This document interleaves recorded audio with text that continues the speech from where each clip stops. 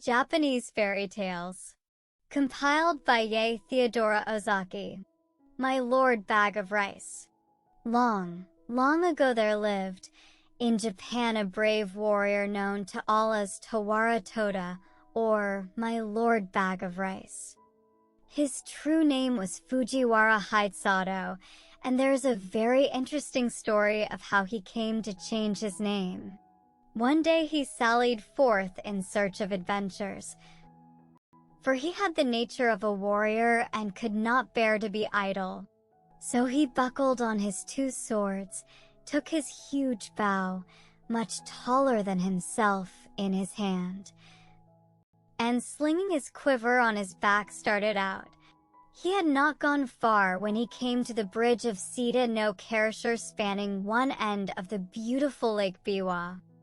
No sooner had he set foot on the bridge than he saw lying right across his path a huge serpent dragon. Its body was so big that it looked like the trunk of a large pine tree, and it took up the whole width of the bridge. One of its huge claws rested on the parapet of one side of the bridge, while its tail lay right against the other. The monster seemed to be asleep, and as it breathed, fire and smoke came out of its nostrils. At first Hidesato could not help feeling alarmed at the sight of this horrible reptile lying in his path, for he must either turn back or walk right over its body. He was a brave man, however, and putting aside all fear went forward dauntlessly. Crunch, crunch. He stepped now on the dragon's body, now between its coils, and without even one glance backward he went on his way. He had only gone a few steps when he heard someone calling him from behind. On turning back, he was much surprised to see that the monster dragon had entirely disappeared, and in its place was a strange-looking man, who was bowing most ceremoniously to the ground. His red hair streamed over his shoulders and was surmounted by a crown in the shape of a dragon's head, and his sea-green dress was patterned with shells. Hidesato knew at once that this was no ordinary mortal, and he wondered much at the strange occurrence. Where had the dragon gone in such a short space of time? Or had it transformed itself into this man, and what did the whole thing mean? While these thoughts passed through his mind, he had come up to the man on the bridge and now addressed him. "Was it you that called me just now?" "Yes, it was I," answered the man. "I have an earnest request to make to you. Do you think you can grant it to me?" "If it is in my power to do so, I will," answered Hidesato. "But first tell me who you are." "I am the Dragon King of the Lake, and my home is in these waters just under this bridge." "And what is it you have to ask of me?" said Hidesato. "I want you to kill my mortal enemy, the centipede, who lives on the mountain beyond." And the Dragon King pointed to a high peak on the opposite shore of the lake. "I have lived now for many years in this lake, and I have a large family of children and grandchildren. For some time past we have lived in terror, for a monster centipede has discovered our home, and night after night it comes and carries off one of my family. I am powerless to save them. If it goes on much longer like this, not only shall I lose all my children, but I myself must fall a victim to the monster. I am, therefore, very unhappy. And in my extremity I determined to ask the help of a human being. For many days with this intention I have waited on the bridge in the shape of the horrible serpent dragon that you saw, in the hope that some strong brave man would come along. But all who came this way, as soon as they saw me, were terrified and ran away as fast as they could. You are the first man I have found able to look at me without fear, so I knew at once that you were a man of great courage. I beg you to have pity upon me. Will you not help me and kill my enemy, the centipede?" Hisato felt very sorry for the Dragon King on hearing his story and readily promised to do what he could to help him. The warrior asked where the centipede lived so that he might attack the creature at once. The Dragon King replied that its home was on the mountain Mikami, but that as it came every night at a certain hour to the palace of the lake, it would be better to wait till then. So Hisato was conducted to the palace of the Dragon King under the bridge. Strange to say, as he followed his host downwards, the waters parted to let them pass, and his clothes did not even feel damp as he passed through the flood. Never had Hisato seen anything so beautiful as this palace built of white marble beneath the lake. He had often heard of the Sea King's palace at the bottom of the sea, where all the servants and retainers were saltwater fishes, but here was a magnificent building in the heart of Lake Biwa. The dainty goldfishes, red carp, and silvery trout waited upon the Dragon King and his guest. Hisato was astonished at the feast that was spread for him. The dishes were crystallized lotus leaves and flowers, and the chopsticks were of the rarest ebony. As soon as they sat down, the sliding doors opened and 10 lovely goldfish dancers came out, and behind them followed 10 red carp musicians with the koto and the samisen. Thus the hours flew by till midnight, and the beautiful music and dancing had banished all thoughts of the centipede.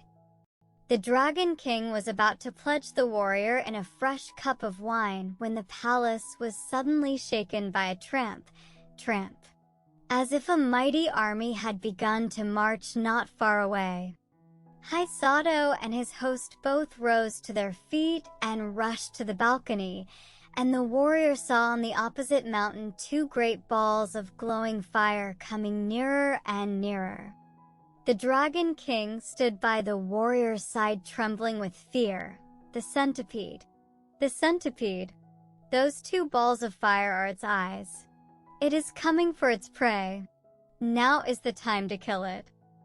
Hisato looked where his host pointed, and, in the dim light of the starlit evening, behind the 2 balls of fire he saw the long body of an enormous centipede winding round the mountains, and the light in its 100 feet glowed like so many distant lanterns moving slowly towards the shore.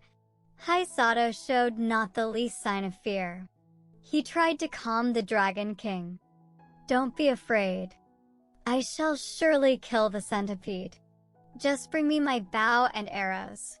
The Dragon King did as he was bid, and the warrior noticed that he had only 3 arrows left in his quiver. He took the bow, and fitting an arrow to the notch, took careful aim and let fly. The arrow hit the centipede right in the middle of its head, but instead of penetrating, it glanced off harmless and fell to the ground. Nothing daunted, Hisato took another arrow, fitted it to the notch of the bow, and let fly. Again the arrow hit the mark. It struck the centipede right in the middle of its head, only to glance off and fall to the ground. The centipede was invulnerable to weapons. When the Dragon King saw that even this brave warrior's arrows were powerless to kill the centipede, he lost heart and began to tremble with fear. The warrior saw that he had now only 1 arrow left in his quiver, and if this one failed, he could not kill the centipede. He looked across the waters. The huge reptile had wounded its horrid body 7 times round the mountain and would soon come down to the lake. Nearer and nearer gleamed fireballs of eyes, and the light of its 100 feet began to throw reflections in the still waters of the lake. Then suddenly the warrior remembered that he had heard that human saliva was deadly to centipedes. But this was no ordinary centipede. This was so monstrous that even to think of such a creature made one creep with horror. Hisato determined to try his last chance. So taking his last arrow and first putting the end of it in his mouth, he fitted the notch to his bow, took careful aim once more and let fly. This time the arrow again hit the centipede right in the middle of its head, but instead of glancing off harmlessly as before, it struck home to the creature's brain. Then with a convulsive shudder the serpentine body stopped moving, and the fiery light of its great eyes and 100 feet darkened to a dull glare like the sunset of a stormy day, and then went out in blackness. A great darkness now overspread the heavens, the thunder rolled and the lightning flashed, and the wind roared in fury. And it seemed as if the world were coming to an end. The Dragon King and his children and retainers all crouched in different parts of the palace, frightened to death. For the building was shaken to its foundation. At last the dreadful night was over. Day dawned beautiful and clear. The centipede was gone from the mountain. Then Hisato called to the Dragon King to come out with him on the balcony, for the centipede was dead and he had nothing more to fear. Then all the inhabitants of the palace came out with joy, and Hisato pointed to the lake. There lay the body of the dead centipede floating on the water, which was dyed red with its blood. The gratitude of the Dragon King knew no bounds. The whole family came and bowed down before the warrior, calling him their preserver and the bravest warrior in all Japan. Another feast was prepared, more sumptuous than the first. All kinds of fish, prepared in every imaginable way, raw, stewed, boiled and roasted, served on coral trays and crystal dishes, were put before him, and the wine was the best that Hisato had ever tasted in his life. To add to the beauty of everything, the sun shone brightly, the lake glittered like a liquid diamond, and the palace was 1,000 times more beautiful by day than by night. His host tried to persuade the warrior to stay a few days, but Hisato insisted on going home, saying that he had now finished what he had come to do and must return. The Dragon King and his family were all very sorry to have him leave so soon, but since he would go, they begged him to accept a few small presents, so they said, in token of their gratitude to him for delivering them forever from their horrible enemy, the centipede.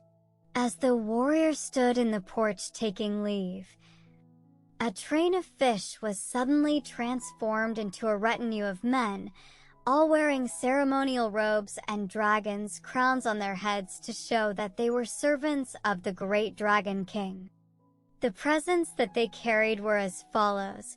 First, a large bronze bell. Second, a bag of rice. Third, a roll of silk. Fourth, a cooking pot. Fifth, a bell. Hisato did not want to accept all these presents, but as the Dragon King insisted, he could not well refuse. The Dragon King himself accompanied the warrior as far as the bridge, and then took leave of him with many bows and good wishes, leaving the procession of servants to accompany Hisato to his house with the presents. The warrior's household and servants had been very much concerned when they found that he did not return the night before, but they finally concluded that he had been kept by the violent storm and had taken shelter somewhere. When the servants on the watch for his return caught sight of him, they called to everyone that he was approaching, and the whole household turned out to meet him, wondering much what the retinue of men, bearing presents and banners, that followed him could mean. As soon as the Dragon King's retainers had put down the presents, they vanished, and Hisato told all that had happened to him. The presents which he had received from the grateful Dragon King were found to be of magic power. The bell only was ordinary, and as Haisato had no use for it, he presented it to the temple nearby, where it was hung up to boom out the hour of day over the surrounding neighborhood. The single bag of rice, however much was taken from it day after day for the meals of the night, and his whole family, never grew less. The supply in the bag was inexhaustible. The roll of silk, too, never grew shorter, though time after time long pieces were cut off to make the warrior a new suit of clothes to go to court in at the new year. The cooking pot was wonderful, too. No matter what was put into it, it cooked deliciously whatever was wanted without any firing. Truly a very economical saucepan. The fame of Hidesato's fortune spread far and wide, and as there was no need for him to spend money on rice or silk or firing, he became very rich and prosperous, and was henceforth known as my Lord Bag of Rice. The tongue-cut sparrow long. Long ago in Japan there lived an old man and his wife. The old man was a good, kind-hearted, hard-working old fellow, but his wife was a regular crosspatch, who spoiled the happiness of her home by her scolding tongue. She was always grumbling about something from morning to night. The old man had for a long time ceased to take any notice of her crossness. He was out most of the day at work in the fields, and as he had no child, for his amusement when he came home, he kept a tame sparrow. He loved the little bird just as much as if she had been his child. When he came back at night after his hard day's work in the open air, it was his only pleasure to pet the sparrow, to talk to her and to teach her little tricks, which she learned very quickly. The old man would open her cage and let her fly about the room, and they would play together. Then when supper time came, he always saved some tidbits from his meal with which to feed his little bird. Now one day the old man went out to chop wood in the forest, and the old woman stopped at home to wash clothes. The day before, she had made some starch, and now when she came to look for it, it was all gone. The bowl which she had filled full yesterday was quite empty. While she was wondering who could have used or stolen the starch, down flew the pet sparrow, and bowing her little feathered head, a trick which she had been taught by her master. The pretty bird chirped and said, "It is I who have taken the starch. I thought it was some food put out for me in that basin, and I ate it all. If I have made a mistake, I beg you to forgive me." Tweet. Tweet, tweet. You see from this that the sparrow was a truthful bird, and the old woman ought to have been willing to forgive her at once when she asked her pardon so nicely. But not so. The old woman had never loved the sparrow, and had often quarreled with her husband for keeping what she called a dirty bird about the house, saying that it only made extra work for her. Now she was only too delighted to have some cause of complaint against the pet. She scolded and even cursed the poor little bird for her bad behavior. And not content with using these harsh, unfeeling words, in a fit of rage she seized the sparrow, who all this time had spread out her wings and bowed her head before the old woman, to show how sorry she was, and fetched the scissors and cut off the poor little bird's tongue.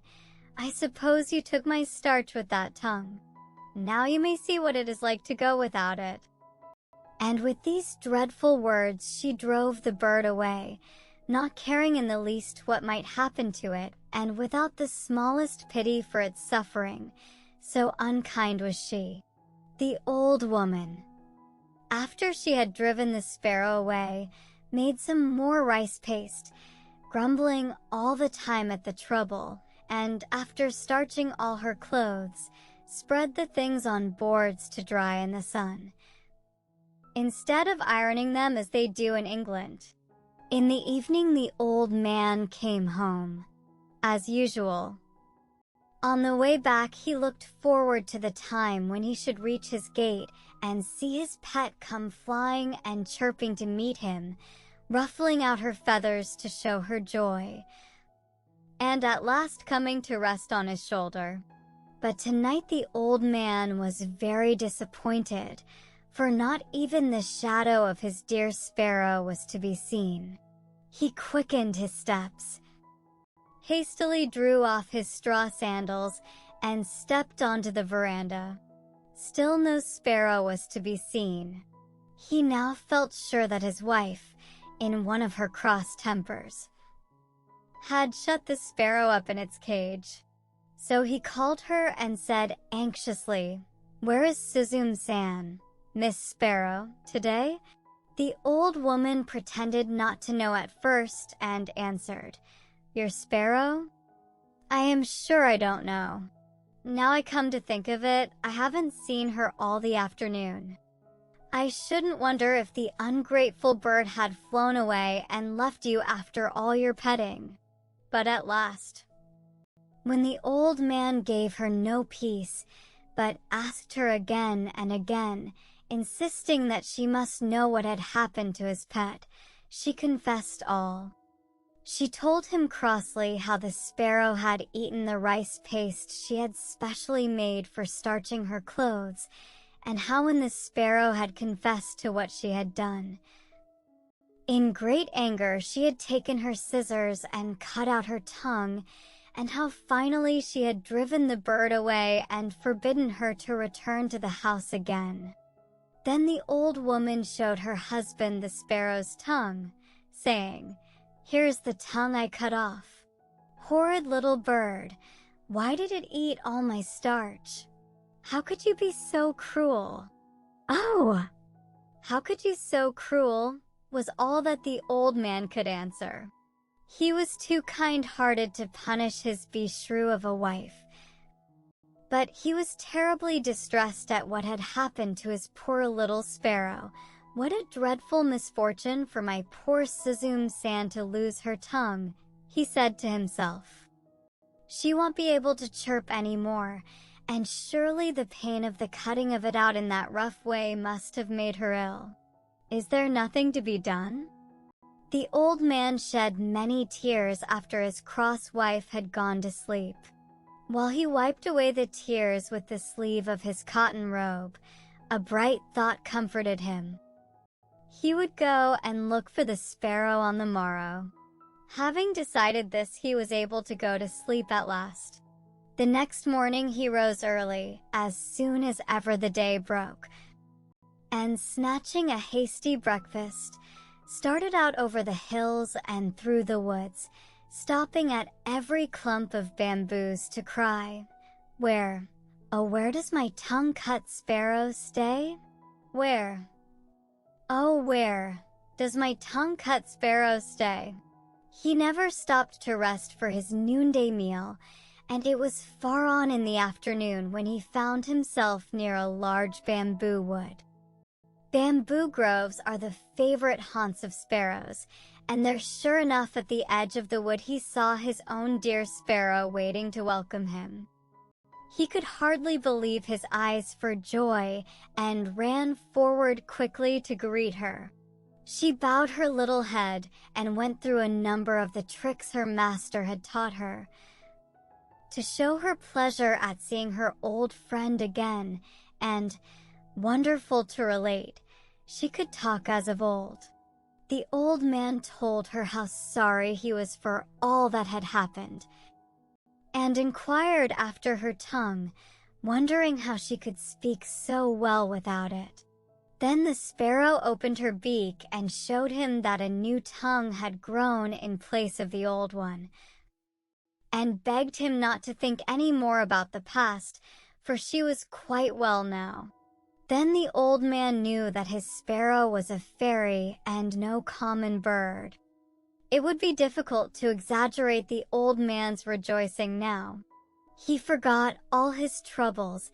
He forgot even how tired he was, for he had found his lost sparrow. And instead of being ill and without a tongue as he had feared and expected to find her, she was well and happy and with a new tongue, and without a sign of the ill treatment she had received from his wife. And above all, she was a fairy. The sparrow asked him to follow her, and flying before him, she led him to a beautiful house in the heart of the bamboo grove.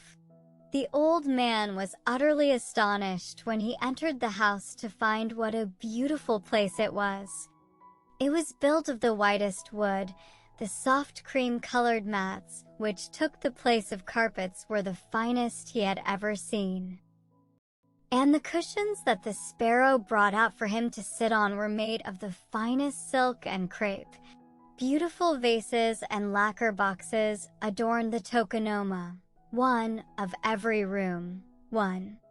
An alcove where precious objects are displayed. The sparrow led the old man to the place of honor, and then, taking her place at a humble distance, she thanked him with many polite bows for all the kindness he had shown her for many long years. Then the Lady Sparrow, as we will now call her, introduced all her family to the old man. This done, her daughters, robed in dainty crepe gowns, brought in on beautiful old-fashioned trays a feast of all kinds of delicious foods, till the old man began to think he must be dreaming. In the middle of the dinner, some of the sparrow's daughters performed a wonderful dance called the Suzumodori, or the sparrow's dance, to amuse the guest. Never had the old man enjoyed himself so much. The hours flew by too quickly in this lovely spot, with all these fairy sparrows to wait upon him and to feast him and to dance before him. But the night came on, and the darkness reminded him that he had a long way to go and must think about taking his leave and return home. He thanked his kind hostess for her splendid entertainment and begged her for his sake to forget all she had suffered at the hands of his cross old wife. He told the Lady Sparrow that it was a great comfort and happiness to him to find her in such a beautiful home and to know that she wanted for nothing. It was his anxiety to know how she fared and what had really happened to her that had led him to seek her. Now he knew that all was well. He could return home with a light heart. If ever she wanted him for anything, she had only to send for him and he would come at once. The Lady Sparrow begged him to stay and rest several days and enjoy the change. But the old man said he must return to his old wife, who would probably be cross at his not coming home at the usual time, and to his work, and therefore, much as he wished to do so, he could not accept her kind invitation. But now that he knew where the Lady Sparrow lived, he would come to see her whenever he had the time. When the Lady Sparrow saw that she could not persuade the old man to stay longer, she gave an order to some of her servants, and they at once brought in 2 boxes, one large and the other small.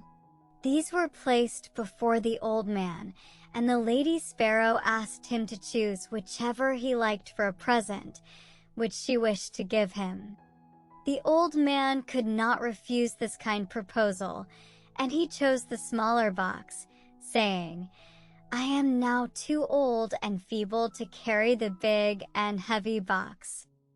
As you are so kind as to say that I may take whichever I like, I will choose the small one, which will be easier for me to carry." Then the sparrows all helped him put it on his back and went to the gate to see him off, bidding him goodbye with many bows and entreating him to come again whenever he had the time. Thus the old man and his pet sparrow separated quite happily, the sparrow showing not the least ill will for all the unkindness she had suffered at the hands of the old wife. Indeed, she only felt sorrow for the old man who had to put up with it all his life. When the old man reached home, he found his wife even crosser than usual, for it was late on in the night, and she had been waiting up for him for a long time. "Where have you been all this time?" she asked in a big voice. "Why do you come back so late?" The old man tried to pacify her by showing her the box of presents he had brought back with him, and then he told her of all that had happened to him, and how wonderfully he had been entertained at the sparrow's house. "Now let us see what is in the box," said the old man, not giving her time to grumble again. "You must help me open it." And they both sat down before the box and opened it. To their utter astonishment, they found the box filled to the brim with gold and silver coins and many other precious things. The mats of their little cottage fairly glittered as they took out the things one by one and put them down and handled them over and over again. The old man was overjoyed at the sight of the riches that were now his. Beyond his brightest expectations was the sparrow's gift, which would enable him to give up work and live in ease and comfort the rest of his days. He said, "Thanks to my good little sparrow. Thanks to my good little sparrow," many times. But the old woman, after the first moments of surprise and satisfaction at the sight of the gold and silver were over, could not suppress the greed of her wicked nature. She now began to reproach the old man for not having brought home the big box of presents. For in the innocence of his heart he had told her how he had refused the large box of presents which the sparrows had offered him, preferring the smaller one because it was light and easy to carry home. "You silly old man," said she, "why did you not bring the large box? Just think what we have lost. We might have had twice as much silver and gold as this." "You are certainly an old fool," she screamed, and then went to bed as angry as she could be. The old man now wished that he had said nothing about the big box, but it was too late. The greedy old woman, not contented with the good luck which had so unexpectedly befallen them, and which she so little deserved, made up her mind, if possible, to get more. Early the next morning she got up and made the old man describe the way to the sparrow's house. When he saw what was in her mind, he tried to keep her from going, but it was useless. She would not listen to one word he said.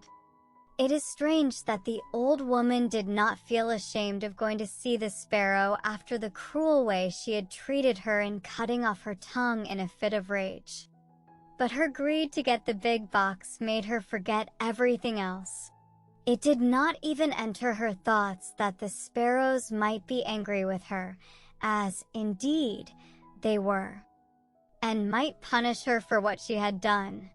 Ever since the lady sparrow had returned home in the sad plight in which they had first found her, weeping and bleeding from the mouth, her whole family and relations had done little else but speak of the cruelty of the old woman.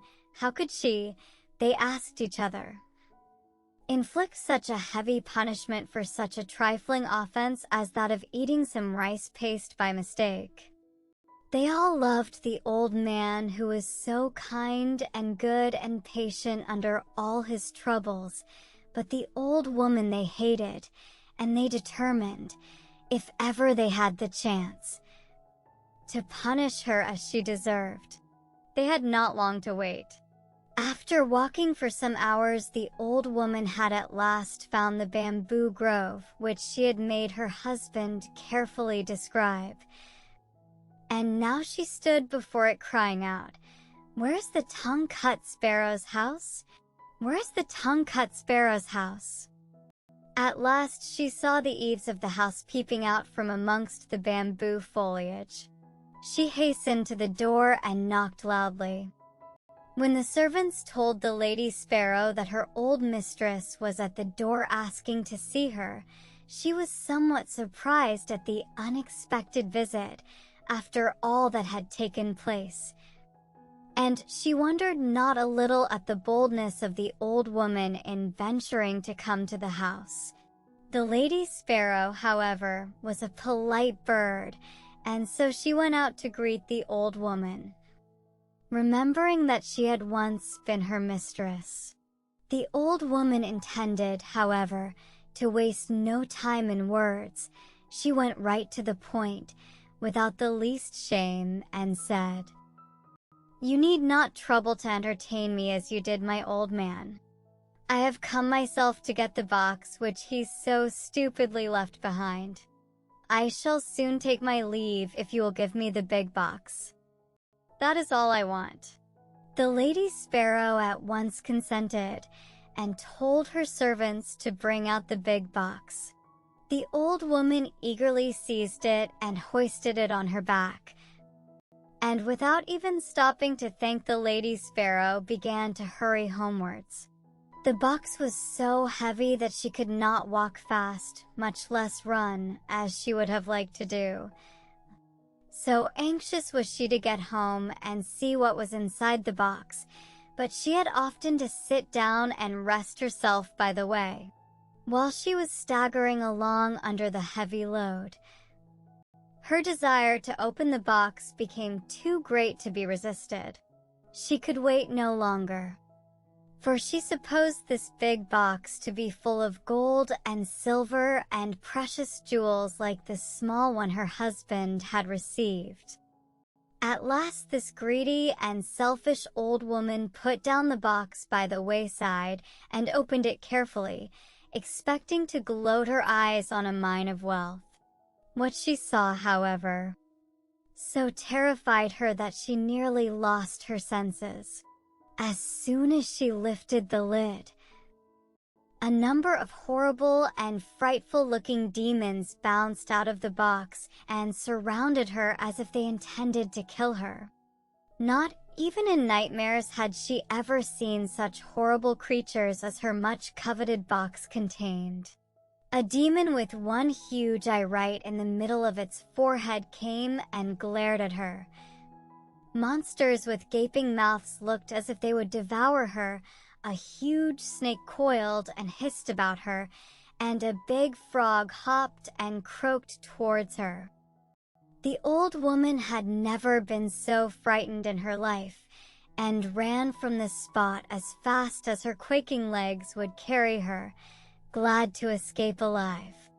When she reached home, she fell to the floor and told her husband with tears all that had happened to her, and how she had been nearly killed by the demons in the box. Then she began to blame the sparrow, but the old man stopped her at once, saying, "Don't blame the sparrow. It is your wickedness which has at last met with its reward. I only hope this may be a lesson to you in the future."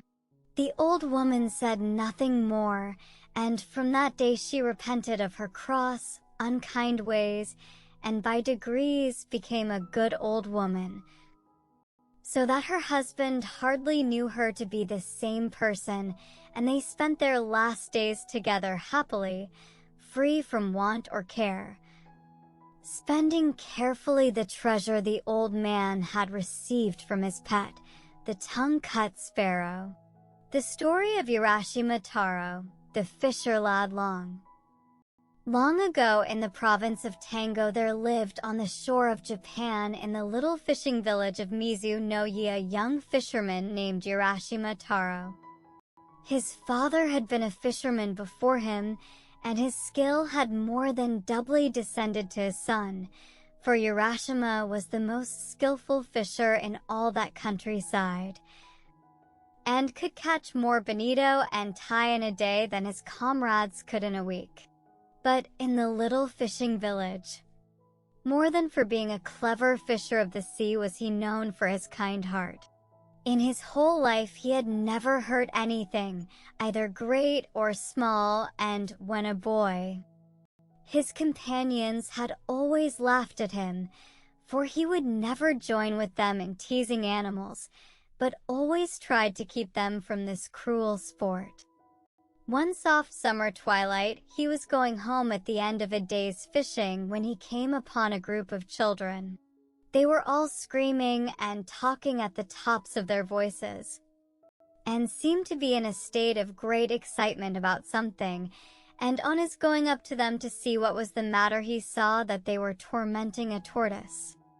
First one boy pulled it this way, then another boy pulled it that way, while a third child beat it with a stick, and the fourth hammered its shell with a stone. Now Urashima felt very sorry for the poor tortoise and made up his mind to rescue it. He spoke to the boys. "Look here, boys, you are treating that poor tortoise so badly that it will soon die." The boys, who were all of an age when children seem to delight in being cruel to animals, took no notice of Urashima's gentle reproof, but went on teasing it as before. One of the older boys answered, "Who cares whether it lives or dies? We do not. Here, boys, go on, go on." And they began to treat the poor tortoise more cruelly than ever. Urashima waited a moment, turning over in his mind what would be the best way to deal with the boys.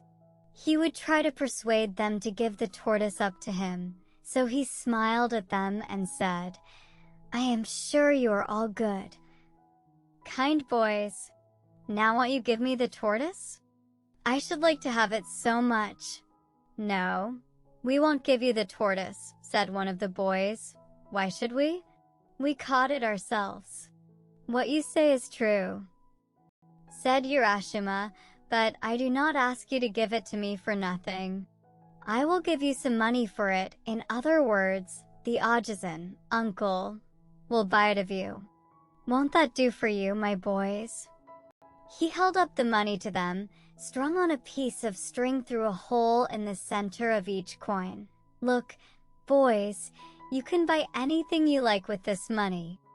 You can do much more with this money than you can with that poor tortoise.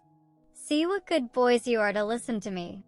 The boys were not bad boys at all. They were only mischievous. And as Urashima spoke, they were won by his kind smile and gentle words and began to be of his spirit, as they say in Japan. Gradually, they all came up to him, the ringleader of the little band holding out the tortoise to him. "Very well, Ajizan, we will give you the tortoise if you will give us the money." And Urashima took the tortoise and gave the money to the boys, who, calling to each other, scampered away and were soon out of sight. Then Urashima stroked the tortoise's back, saying as he did so, "Oh, you poor thing. Poor thing, there, there. You are safe now. They say that a stork lives for 1,000 years, but the tortoise for 10,000 years. You have the longest life of any creature in this world, and you were in great danger of having that precious life cut short by those cruel boys. Luckily, I was passing by and saved you. And so life is still yours.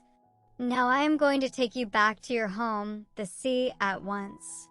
Do not let yourself be caught again, for there might be no one to save you next time." All the time that the kind fisherman was speaking, he was walking quickly to the shore and out upon the rocks.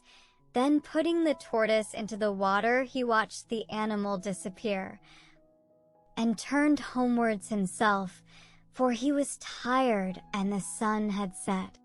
The next morning, Urashima went out as usual in his boat. The weather was fine, and the sea and sky were both blue and soft in the tender haze of the summer morning. Urashima got into his boat and dreamily pushed out to sea, throwing his line as he did so. He soon passed the other fishing boats and left them behind him till they were lost to sight in the distance. and his boat drifted further and further out upon the blue waters. Somehow, he knew not why, he felt unusually happy that morning, and he could not help wishing that. Like the tortoise he set free the day before, he had thousands of years to live instead of his own short span of human life. He was suddenly startled from his reverie by hearing his own name called, Urashima, Urashima. Clear as a bell and soft as the summer wind the name floated over the sea. He stood up and looked in every direction, thinking that one of the other boats had overtaken him, but gaze as he might over the wide expanse of water, near or far there was no sign of a boat. So the voice could not have come from any human being. Startled, and wondering who or what it was that had called him so clearly, he looked in all directions round about him and saw that without his knowing it a tortoise had come to the side of the boat. Urashima saw with surprise that it was the very tortoise he had rescued the day before. "Well, Mr. Tortoise," said Urashima, "was it you who called my name just now?" The tortoise nodded its head several times and said, "Yes, it was I, yesterday in your honorable shadow, O Kage-sama-da. My life was saved. And I have come to offer you my thanks and to tell you how grateful I am for your kindness to me." "Indeed," said Urashima, "that is very polite of you. Come up into the boat. I would offer you a smoke, but as you are a tortoise doubtless you do not smoke." And the fisherman laughed at the joke. "He he he he," laughed the tortoise. "Sake, rice wine, is my favorite refreshment, but I do not care for tobacco." "Indeed," said Urashima, "I regret very much that I have no sake in my boat to offer you, but come up and dry your back in the sun." Tortoises always love to do that. So the tortoise climbed into the boat, the fisherman helping him, and after an exchange of complimentary speeches the tortoise said, "Have you ever seen Rinjin, the palace of the dragon king of the sea, Urashima?" The fisherman shook his head and replied, "No, year after year the sea has been my home. But though I have often heard of the Dragon King's realm under the sea, I have never yet set eyes on that wonderful place. It must be very far away, if it exists at all. Is that really so? You have never seen the Sea King's palace? Then you have missed seeing one of the most wonderful sights in the whole universe. It is far away at the bottom of the sea. But if I take you there, we shall soon reach the place. If you would like to see the Sea King's land, I will be your guide. I should like to go there, certainly. And you are very kind to think of taking me, but you must remember that I am only a poor mortal and have not the power of swimming like a sea creature such as you are." Before the fisherman could say more, the tortoise stopped him, saying, "What? You need not swim yourself. If you will ride on my back, I will take you without any trouble on your part." "But," said Urashima, "how is it possible for me to ride on your small back? It may seem absurd to you, but I assure you that you can do so. Try at once. Just come and get on my back, and see if it is as impossible as you think." As the tortoise finished speaking, Urashima looked at its shell. And strange to say, he saw that the creature had suddenly grown so big that a man could easily sit on its back. "This is strange indeed," said Urashima. Then, "Mr. Tortoise, with your kind permission, I will get on your back." "Dokoisho, too," he exclaimed as he jumped on. "Too, all right, only used by lower classes." The tortoise, with an unmoved face, as if this strange proceeding were quite an ordinary event, said, "Now we will set out at our leisure," and with these words he leapt into the sea with Urashima on his back. Down through the water the tortoise dived. For a long time these two strange companions rowed through the sea. Urashima never grew tired, nor his clothes moist with the water. At last, far away in the distance, a magnificent gate appeared, and behind the gate, the long, sloping roofs of a palace on the horizon. "Yeah," exclaimed Urashima. "That looks like the gate of some large palace just appearing. Mr. Tortoise, can you tell what that place is we can now see?" "That is the great gate of the Renjin Palace. The large roof that you see behind the gate is the Sea King's palace itself." "Then we have at last come to the realm of the Sea King and to his palace," said Urashima. "Yes, indeed," answered the tortoise, "and don't you think we have come very quickly?" And while he was speaking, the tortoise reached the side of the gate. "And here we are, and you must please walk from here." The tortoise now went in front, and speaking to the gatekeeper, said, "This is Urashima Taro, from the country of Japan. I have had the honor of bringing him as a visitor to this kingdom. Please show him the way." Then the gatekeeper, who was a fish, at once led the way through the gate before them. The red bream, the flounder, the sole, the cuttlefish, and all the chief vassals of the Dragon King of the Sea now came out with courtly bows to welcome the stranger. "Urashima-sama, Urashima-sama, welcome to the Sea Palace, the home of the Dragon King of the Sea. Thrice welcome are you, having come from such a distant country. And you, Mr. Tortoise, we are greatly indebted to you for all your trouble in bringing Urashima here." Then, turning again to Urashima, they said, "Please follow us this way." And from here the whole band of fishes became his guides. Urashima, being only a poor fisher lad, did not know how to behave in a palace, but, strange though it was all to him, he did not feel ashamed or embarrassed, but followed his kind guides quite calmly where they led to the inner palace. When he reached the portals, a beautiful princess with her attendant maidens came out to welcome him. She was more beautiful than any human being, and was robed in flowing garments of red and soft green like the underside of a wave, and golden threads glimmered through the folds of her gown. Her lovely black hair streamed over her shoulders in the fashion of a king's daughter many hundreds of years ago, and when she spoke her voice sounded like music over the water. Urashima was lost in wonder while he looked upon her, and he could not speak. Then he remembered that he ought to bow.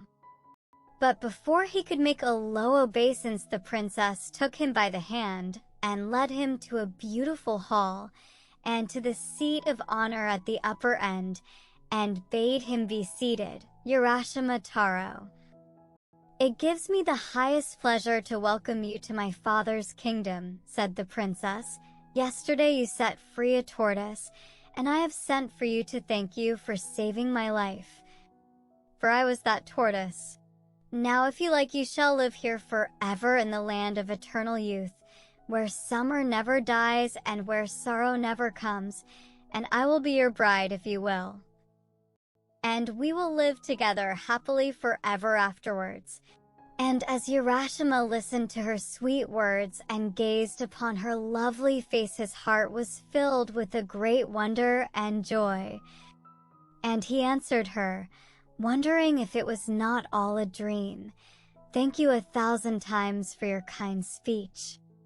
There is nothing I could wish for more than to be permitted to stay here with you in this beautiful land, of which I have often heard, but have never seen to this day. Beyond all words, this is the most wonderful place I have ever seen." While he was speaking, a train of fishes appeared, all dressed in ceremonial, trailing garments. One by one, Silently and with stately steps, they entered the hall, bearing on coral trays delicacies of fish and seaweed, such as no one can dream of. And this wondrous feast was set before the bride and bridegroom. The bridal was celebrated with dazzling splendor, and in the Sea King's realm there was great rejoicing. As soon as the young pair had pledged themselves in the wedding cup of wine, 3 times 3, music was played, and songs were sung.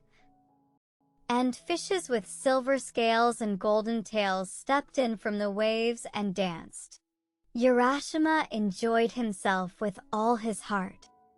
Never in his whole life had he sat down to such a marvelous feast. When the feast was over, the princes asked the bridegroom if he would like to walk through the palace and see all there was to be seen. Then the happy fisherman, following his bride, the Sea King's daughter, was shown all the wonders of that enchanted land where youth and joy go hand in hand, and neither time nor age can touch them. The palace was built of coral and adorned with pearls, and the beauties and wonders of the place were so great that the tongue fails to describe them. But to Urashima, more wonderful than the palace was the garden that surrounded it. Here was to be seen at one time the scenery of the 4 different seasons, the beauties of summer and winter. Spring and autumn were displayed to the wondering visitor at once. First, when he looked to the east, the plum and cherry trees were seen in full bloom.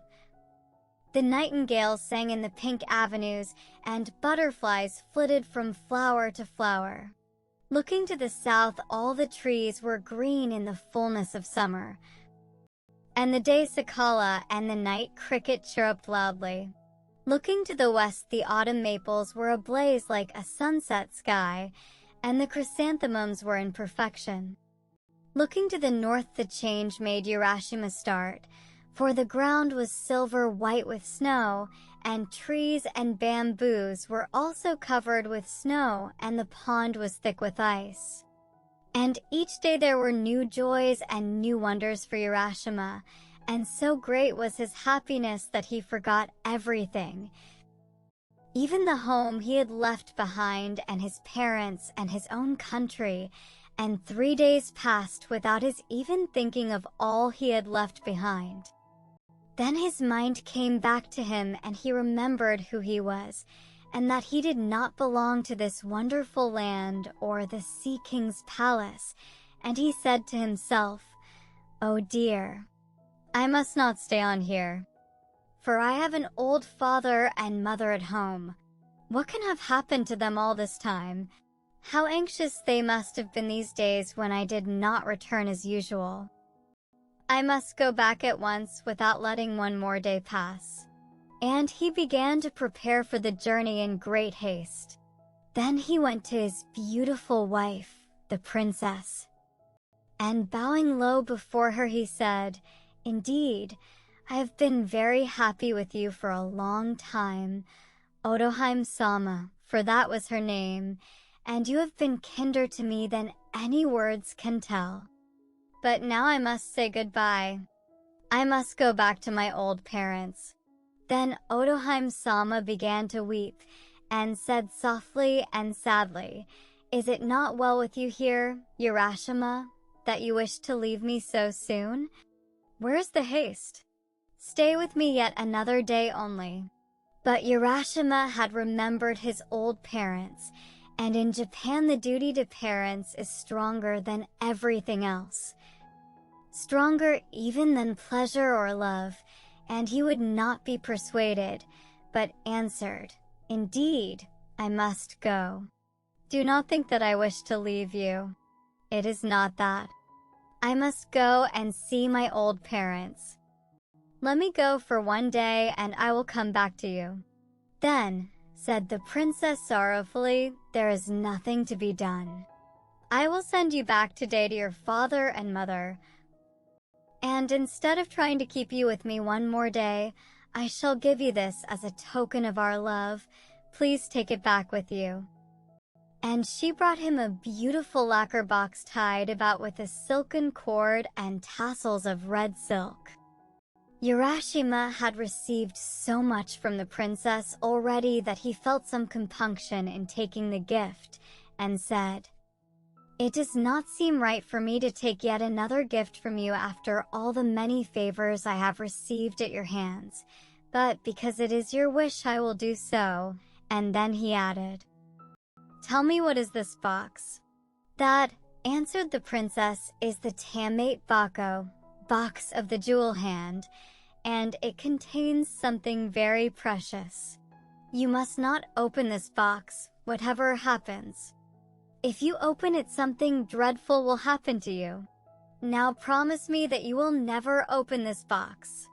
And Urashima promised that he would never open the box, whatever happened. Then, bidding goodbye to Otohime-sama, he went down to the seashore, the princess and her attendants following him, and there he found a large tortoise waiting for him. He quickly mounted the creature's back and was carried away over the shining sea into the east. He looked back to wave his hand to Otohime-sama till at last he could see her no more.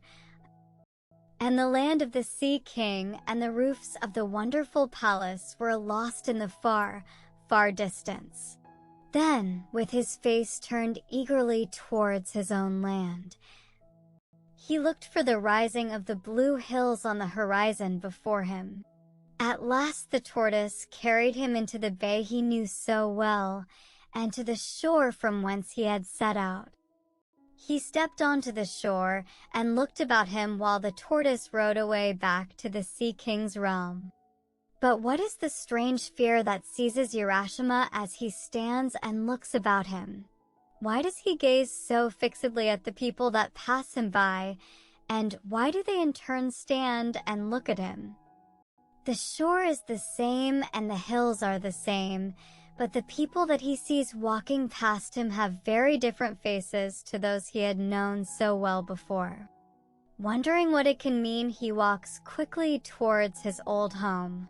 Even that looks different, but a house stands on the spot, and he calls out, "Father, I have just returned." And he was about to enter, when he saw a strange man coming out. "Perhaps my parents have moved while I have been away, and have gone somewhere else," was the fisherman's thought. Somehow he began to feel strangely anxious. He could not tell why. "Excuse me," said he to the man who was staring at him, "but till within the last few days I have lived in this house. My name is Urashima Taro. Where have my parents gone whom I left here?"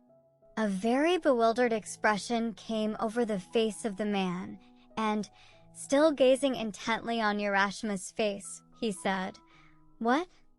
Are you Urashima Taro?" "Yes," said the fisherman, "I am Urashima Taro." "Huh, huh," laughed the man, "you must not make such jokes.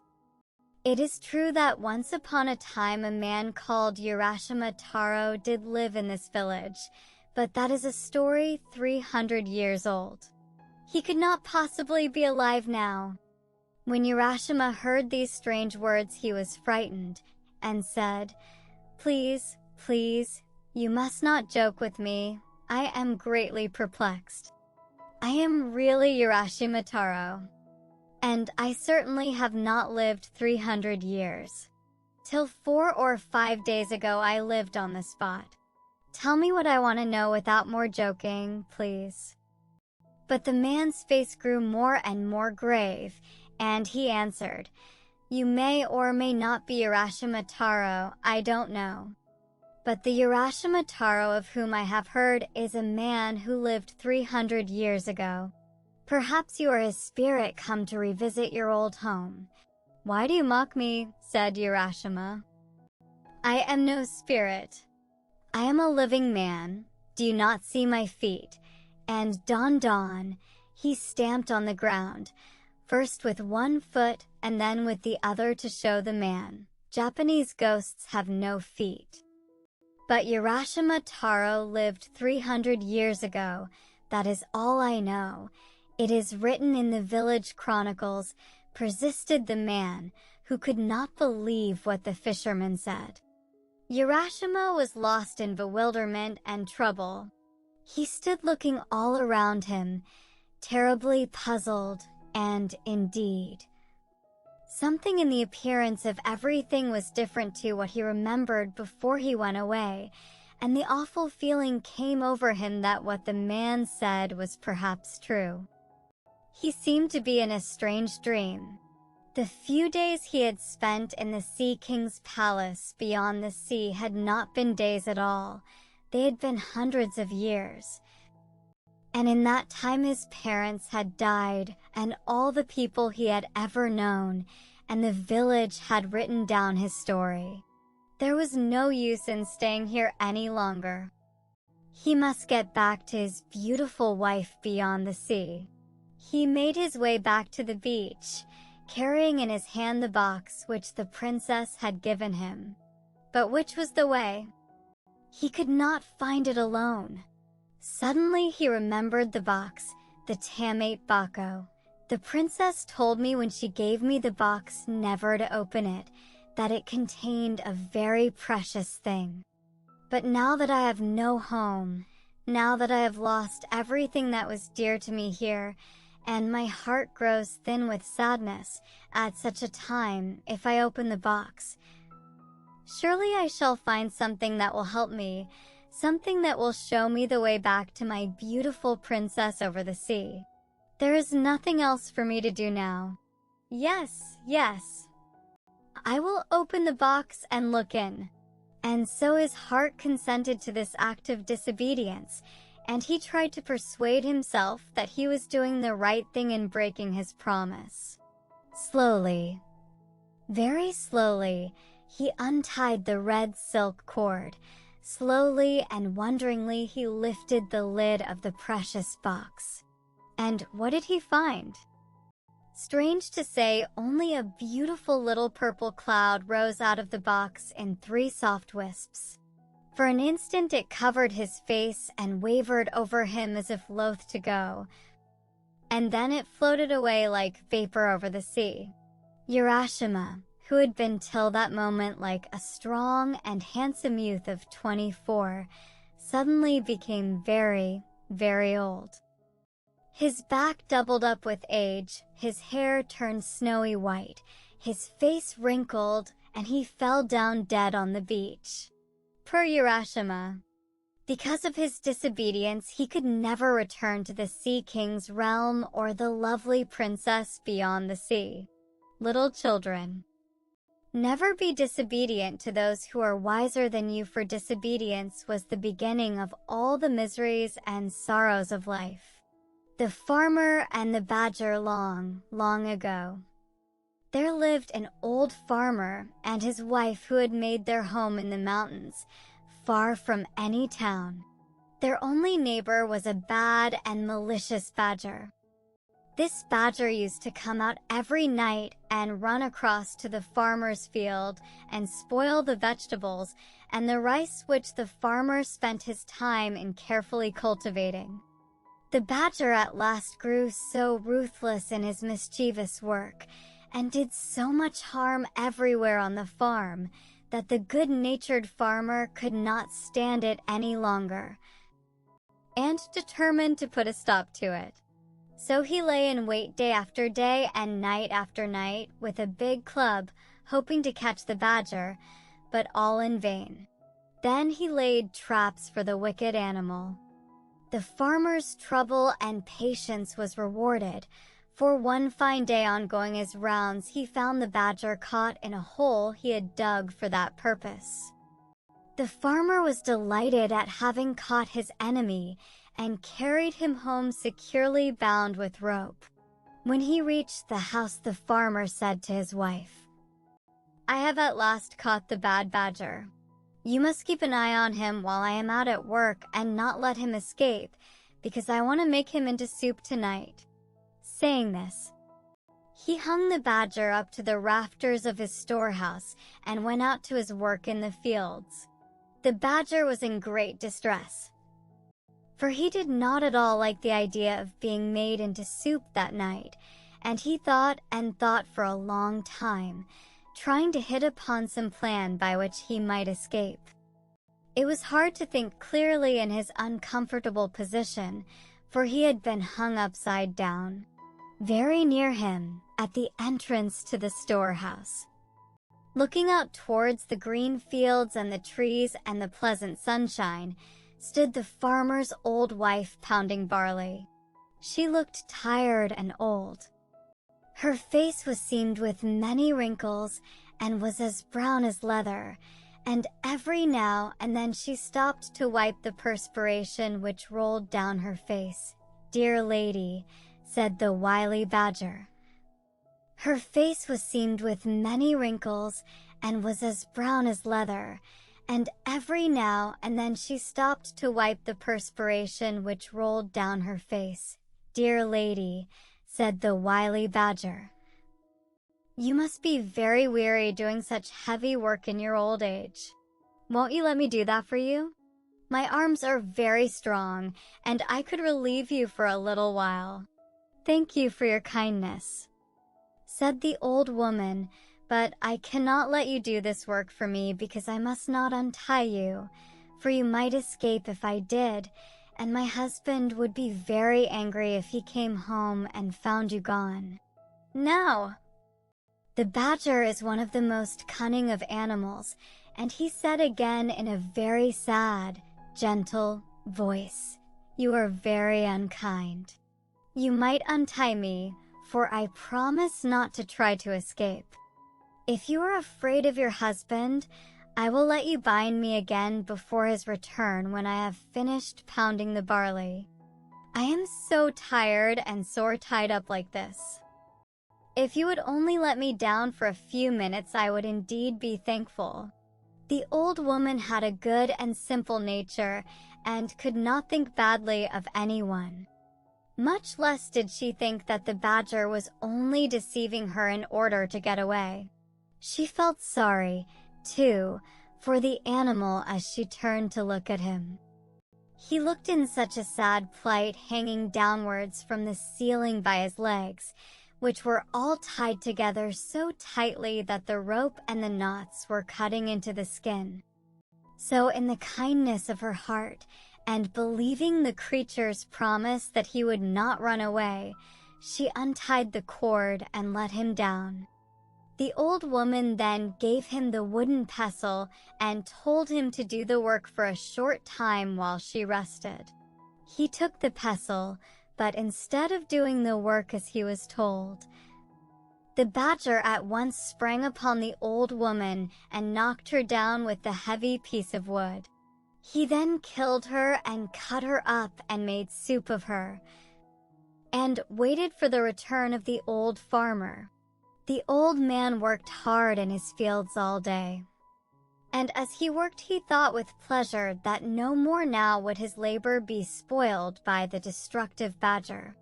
Towards sunset he left his work and turned to go home. He was very tired, but the thought of the nice supper of hot badger soup awaiting his return cheered him. The thought that the badger might get free and take revenge on the poor old woman never once came into his mind. The badger meanwhile assumed the old woman's form, and as soon as he saw the old farmer approaching, came out to greet him on the veranda of the little house, saying, "So you have come back at last. I have made the badger soup and have been waiting for you for a long time." The old farmer quickly took off his straw sandals and sat down before his tiny dinner tray. The innocent man never even dreamed that it was not his wife, but the badger who was waiting upon him, and asked at once for the soup. Then the badger suddenly transformed himself back to his natural form and cried out, "You wife-eating old man, look out for the bones in the kitchen." Laughing loudly and derisively, he escaped out of the house and ran away to his den in the hills. The old man was left behind alone. He could hardly believe what he had seen and heard. Then when he understood the whole truth, he was so scared and horrified that he fainted right away. After a while, he came round and burst into tears. He cried loudly and bitterly. He rocked himself to and fro in his hopeless grief. It seemed too terrible to be real that his faithful old wife had been killed and cooked by the badger while he was working quietly in the fields. Knowing nothing of what was going on at home, and congratulating himself on having once for all got rid of the wicked animal who had so often spoiled his fields. And oh, the horrible thought, he had very nearly drunk the soup which the creature had made of his poor old woman. Oh dear, oh dear, oh dear, he wailed aloud. Now, not far away there lived in the same mountain a kind, good-natured old rabbit. He heard the old man crying and sobbing and at once set out to see what was the matter, and if there was anything he could do to help his neighbor. The old man told him all that had happened. When the rabbit heard the story, he was very angry at the wicked and deceitful badger, and told the old man to leave everything to him, and he would avenge his wife's death. The farmer was at last comforted, and, wiping away his tears, thanked the rabbit for his goodness in coming to him in his distress. The rabbit, seeing that the farmer was growing calmer, went back to his home to lay his plans for the punishment of the badger. The next day the weather was fine, and the rabbit went out to find the badger. He was not to be seen in the woods or on the hillside or in the fields anywhere, so the rabbit went to his den and found the badger hiding there. For the animal had been afraid to show himself ever since he had escaped from the farmer's house, for fear of the old man's wrath. The rabbit called out, "Why are you not out on such a beautiful day? Come out with me, and we will go and cut grass on the hills together." The badger, never doubting but that the rabbit was his friend, willingly consented to go out with him, only too glad to get away from the neighborhood of the farmer and the fear of meeting him. The rabbit led the way miles away from their homes, out on the hills where the grass grew tall and thick and sweet. They both set to work to cut down as much as they could carry home, to store it up for their winter's food. When they had each cut down all they wanted, they tied it in bundles and then started homewards, each carrying his bundle of grass on his back. This time the rabbit made the badger go first. When they had gone a little way, the rabbit took out a flint and steel and, striking it over the badger's back as he stepped along in front, set his bundle of grass on fire. The badger heard the flint striking and asked, "What is that noise?" "Crack, crack." "Oh, that is nothing," replied the rabbit. "I only said crack. Crack because this mountain is called Crackling Mountain." The fire soon spread in the bundle of dry grass on the badger's back. The badger, hearing the crackle of the burning grass, asked, "What is that?" "Now we have come to the burning mountain," answered the rabbit. By this time the bundle was nearly burned out, and all the hair had been burned off the badger's back. He now knew what had happened by the smell of the smoke of the burning grass. Screaming with pain, the badger ran as fast as he could to his hole. The rabbit followed and found him lying on his bed groaning with pain. "What an unlucky fellow you are," said the rabbit. "I can't imagine how this happened. I will bring you some medicine which will heal your back quickly." The rabbit went away glad and smiling to think that the punishment upon the badger had already begun. He hoped that the badger would die of his burns, for he felt that nothing could be too bad for the animal who was guilty of murdering a poor helpless old woman who had trusted him. He went home and made an ointment by mixing some sauce and red pepper together. He carried this to the badger, but before putting it on he told him that it would cause him great pain, but that he must bear it patiently, because it was a very wonderful medicine for burns and scalds and such wounds. The badger thanked him and begged him to apply it at once. But no language can describe the agony of the badger as soon as the red pepper had been pasted all over his sore back. He rolled over and howled loudly. The rabbit, looking on, felt that the farmer's wife was beginning to be avenged. The badger was in bed for about a month, but at last, in spite of the red pepper application, his burns healed and he got well. When the rabbit saw that the badger was getting well, he thought of another plan by which he could compass the creature's death. So he went one day to pay the badger a visit and to congratulate him on his recovery. During the conversation, the rabbit mentioned that he was going fishing, and described how pleasant fishing was when the weather was fine and the sea smooth. The badger listened with pleasure to the rabbit's account of the way he passed his time now, and forgot all his pains and his month's illness, and thought what fun it would be if he could go fishing too. So he asked the rabbit if he would take him the next time he went out to fish. This was just what the rabbit wanted, so he agreed. Then he went home and built 2 boats, one of wood and the other of clay. At last they were both finished.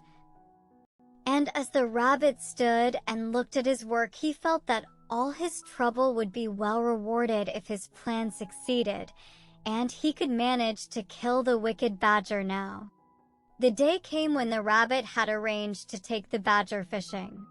He kept the wooden boat himself and gave the badger the clay boat. The badger, who knew nothing about boats, was delighted with his new boat and thought how kind it was of the rabbit to give it to him.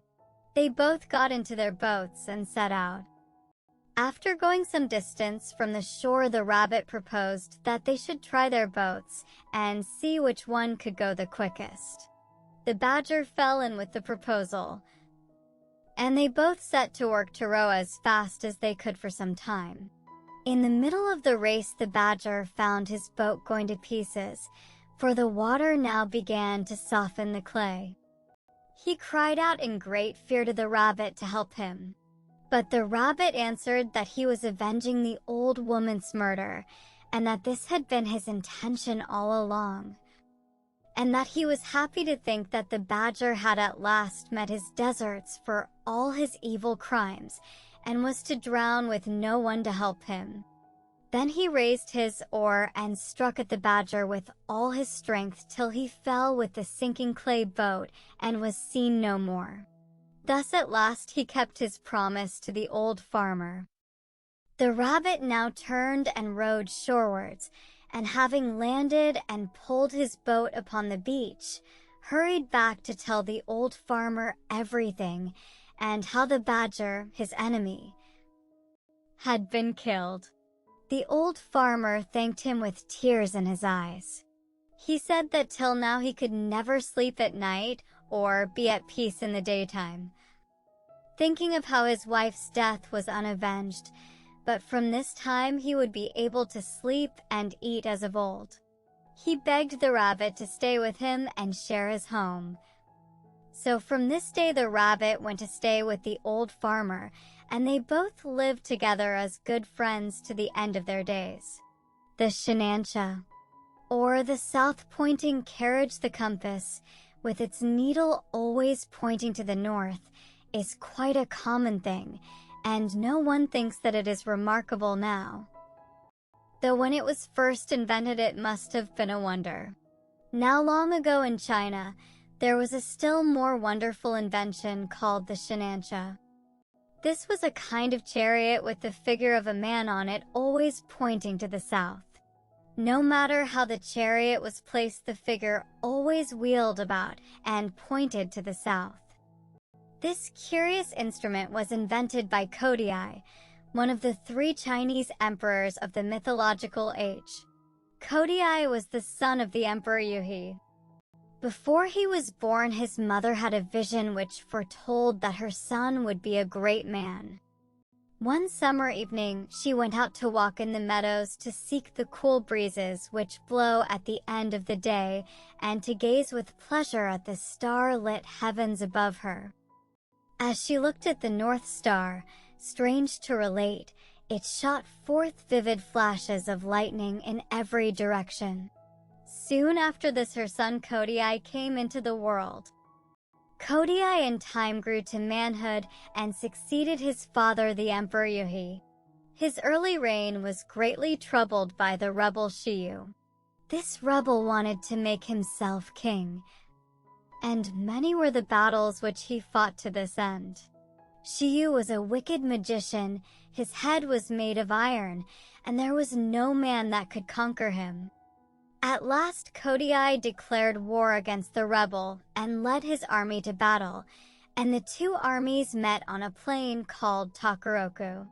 The emperor boldly attacked the enemy, but the magician brought down a dense fog upon the battlefield, and while the royal army were wandering about in confusion, trying to find their way, Shiyu retreated with his troops, laughing at having fooled the royal army.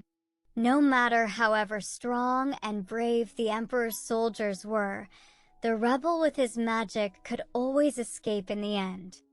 Kodai returned to his palace and thought and pondered deeply as to how he should conquer the magician, for he was determined not to give up yet. After a long time, he invented the shinancha with the figure of a man always pointing south, for there were no compasses in those days. With this instrument to show him the way, he need not fear the dense fogs raised up by the magician to confound his men. Kodai again declared war against Shiyu. He placed the shinancha in front of his army and led the way to the battlefield. The battle began in earnest. The rebel was being driven backward by the royal troops when he again resorted to magic, and upon his saying some strange words in a loud voice, immediately a dense fog came down upon the battlefield. But this time no soldier minded the fog, not one was confused. Kodai, by pointing to the shinancha, could find his way and directed the army without a single mistake. He closely pursued the rebel army and drove them backward till they came to a big river. This river Kodai and his men found was swollen by the floods and impossible to cross. Shiyu, by using his magic art, quickly passed over with his army and shut himself up in a fortress on the opposite bank. When Kodai found his march checked, he was wild with disappointment, for he had very nearly overtaken the rebel when the river stopped him. He could do nothing, for there were no boats in those days, so the emperor ordered his tent to be pitched in the pleasantest spot that the place afforded. One day he stepped forth from his tent, and after walking about for a short time, he came to a pond. Here he sat down on the bank and was lost in thought. It was autumn. The trees growing along the edge of the water were shedding their leaves, which floated hither and thither on the surface of the pond.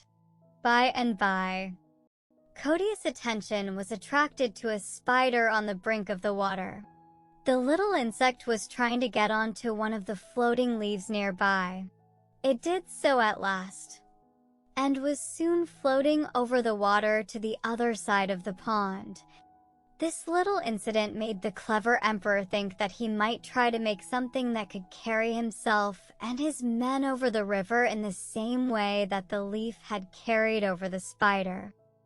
He set to work and persevered till he invented the first boat. When he found that it was a success, he set all his men to make more, and in time there were enough boats for the whole army. Kodai now took his army across the river and attacked Shiyu's headquarters. He gained a complete victory, and so put an end to the war which had troubled his country for so long.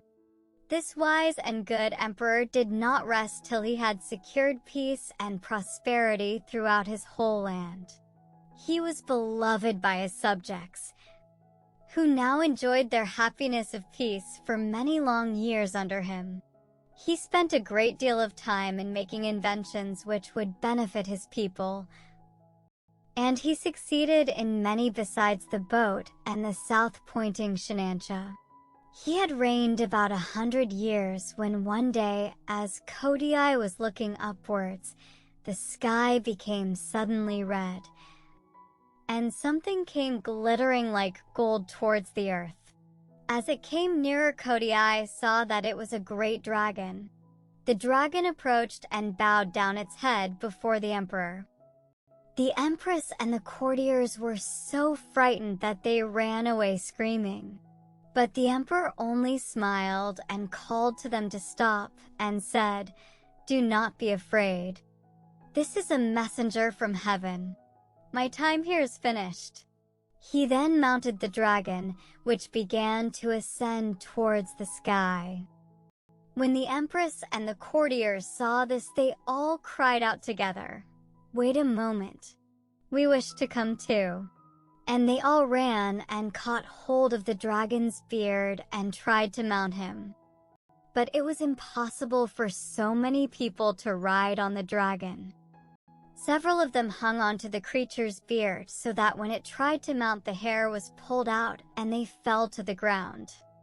Meanwhile, the empress and a few of the courtiers were safely seated on the dragon's back.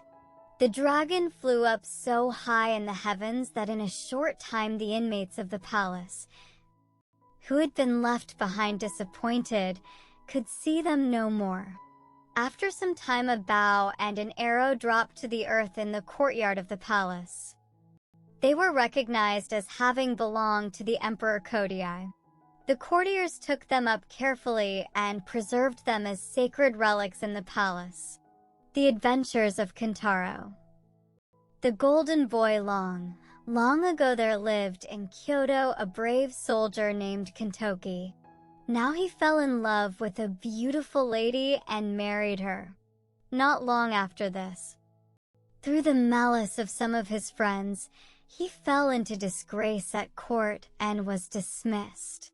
This misfortune so preyed upon his mind that he did not long survive his dismissal. He died, leaving behind him his beautiful young wife to face the world alone. Fearing her husband's enemies, she fled to the Ashigara Mountains as soon as her husband was dead. And there in the lonely forests where no one ever came except woodcutters, a little boy was born to her. She called him Kintaro, or the Golden Boy. Now the remarkable thing about this child was his great strength, and as he grew older he grew stronger and stronger, so that by the time he was 8 years of age he was able to cut down trees as quickly as the woodcutters.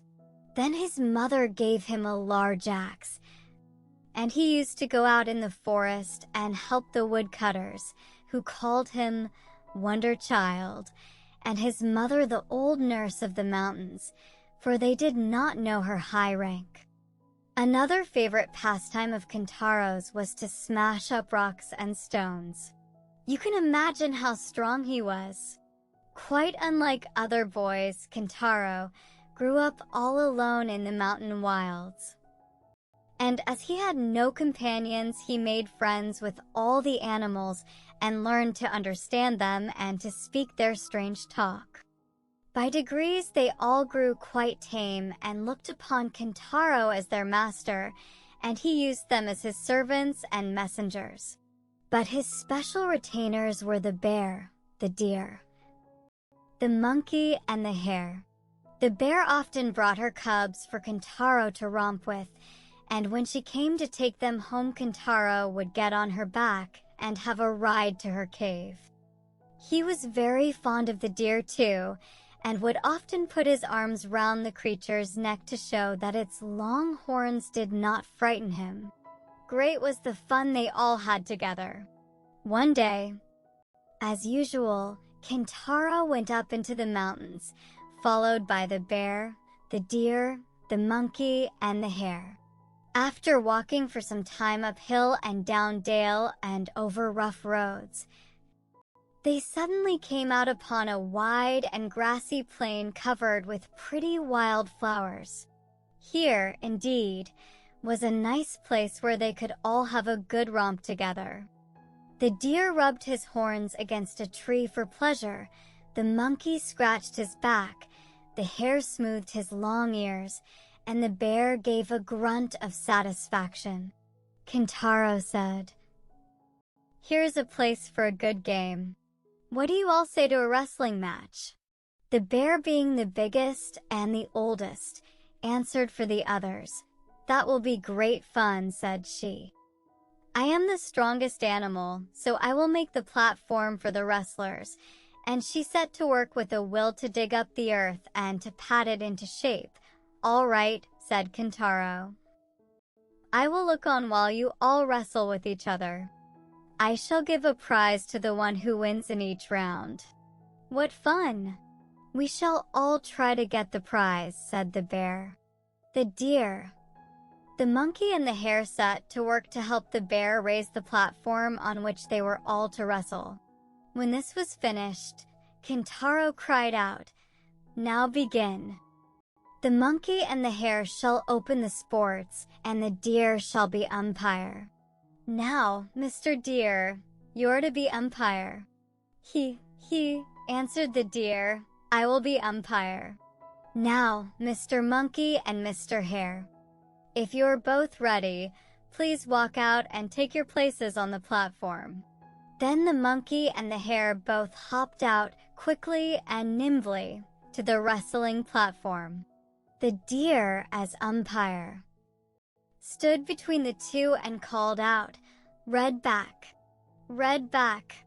This to the monkey, who has a red back in Japan. "Are you ready?"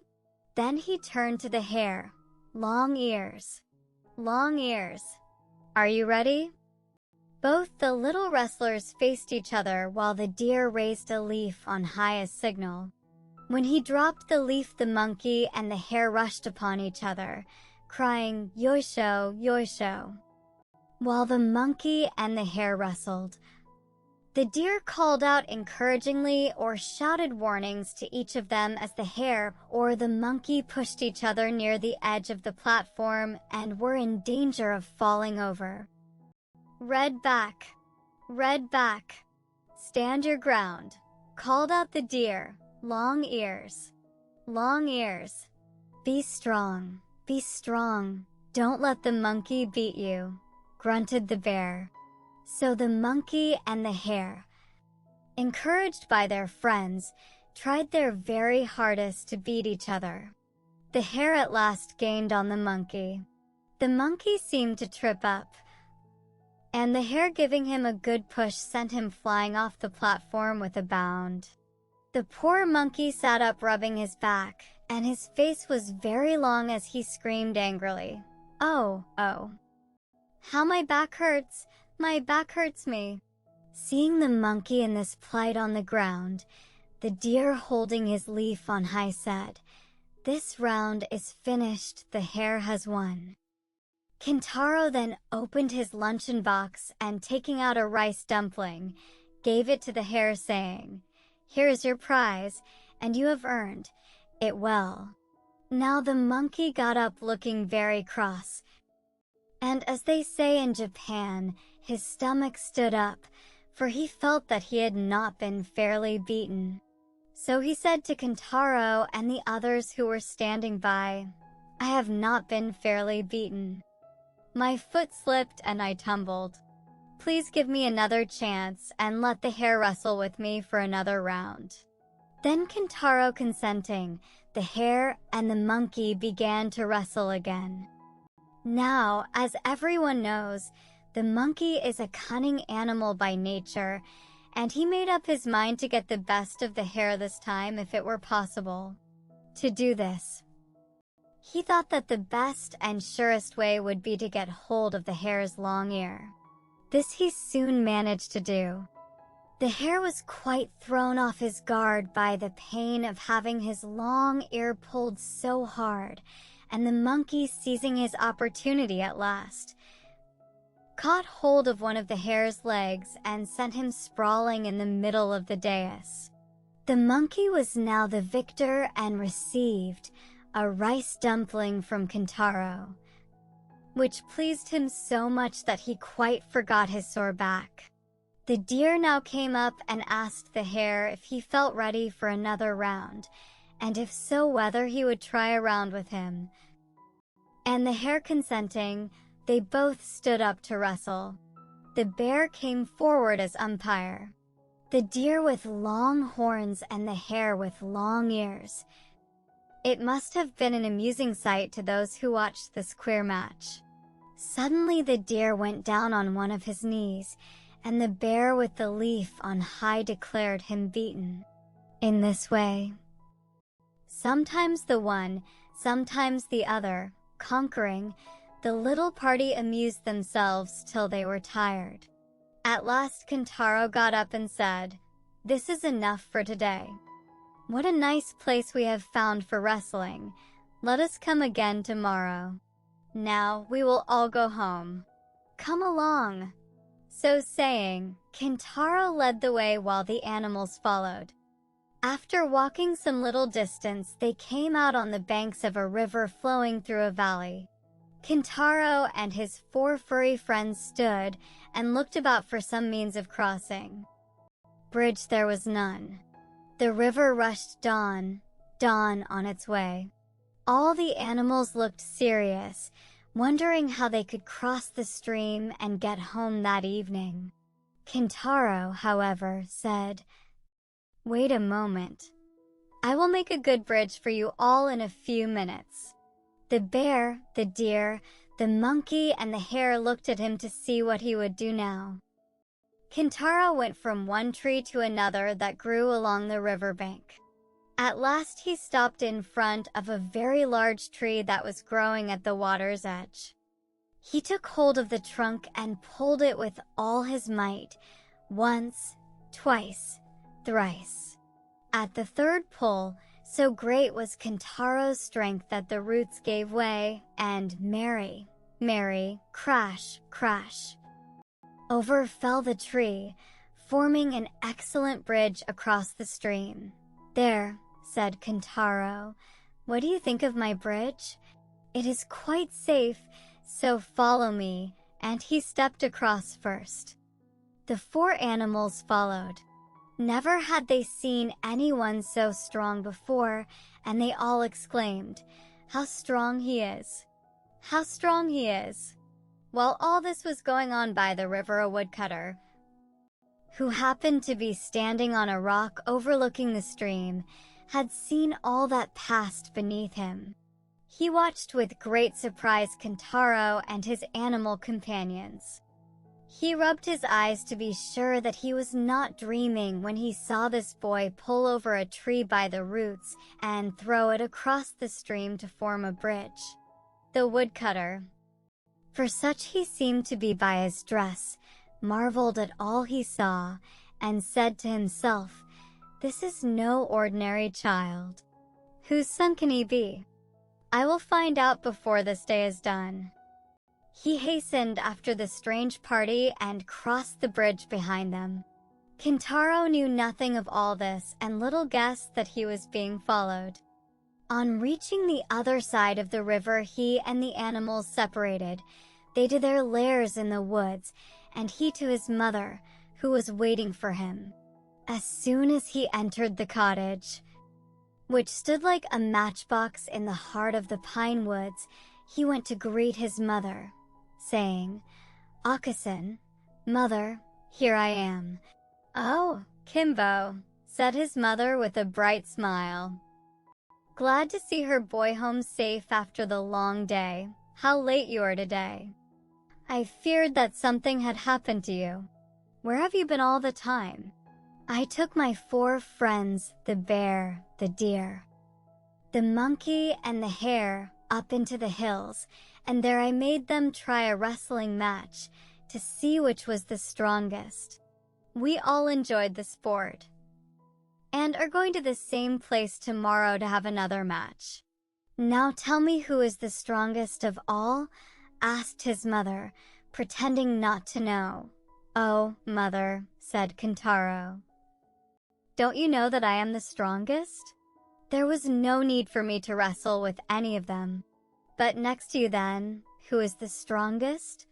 The bear comes next to me in strength, answered Kentaro. And after the bear, asked his mother again. Next to the bear, it is not easy to say which is the strongest, for the deer, the monkey, and the hare all seem to be as strong as each other, said Kentaro. Suddenly Kentaro and his mother were startled by a voice from outside. Listen to me, little boy. Next time you go, take this old man with you to the wrestling match. He would like to join the sport too. It was the old woodcutter who had followed Kentaro from the river. He slipped off his clogs and entered the cottage. Yama Yuba and her son were both taken by surprise. They looked at the intruder wonderingly and saw that he was someone they had never seen before. Who are you? They both exclaimed. Then the woodcutter laughed and said, It does not matter who I am yet, but let us see who has the strongest arm, this boy or myself? Then Kentaro, who had lived all his life in the forest, answered the old man without any ceremony, saying, We will have a try if you wish it, but you must not be angry whoever is beaten. Then Kentaro and the woodcutter both put out their right arms and grasped each other's hands.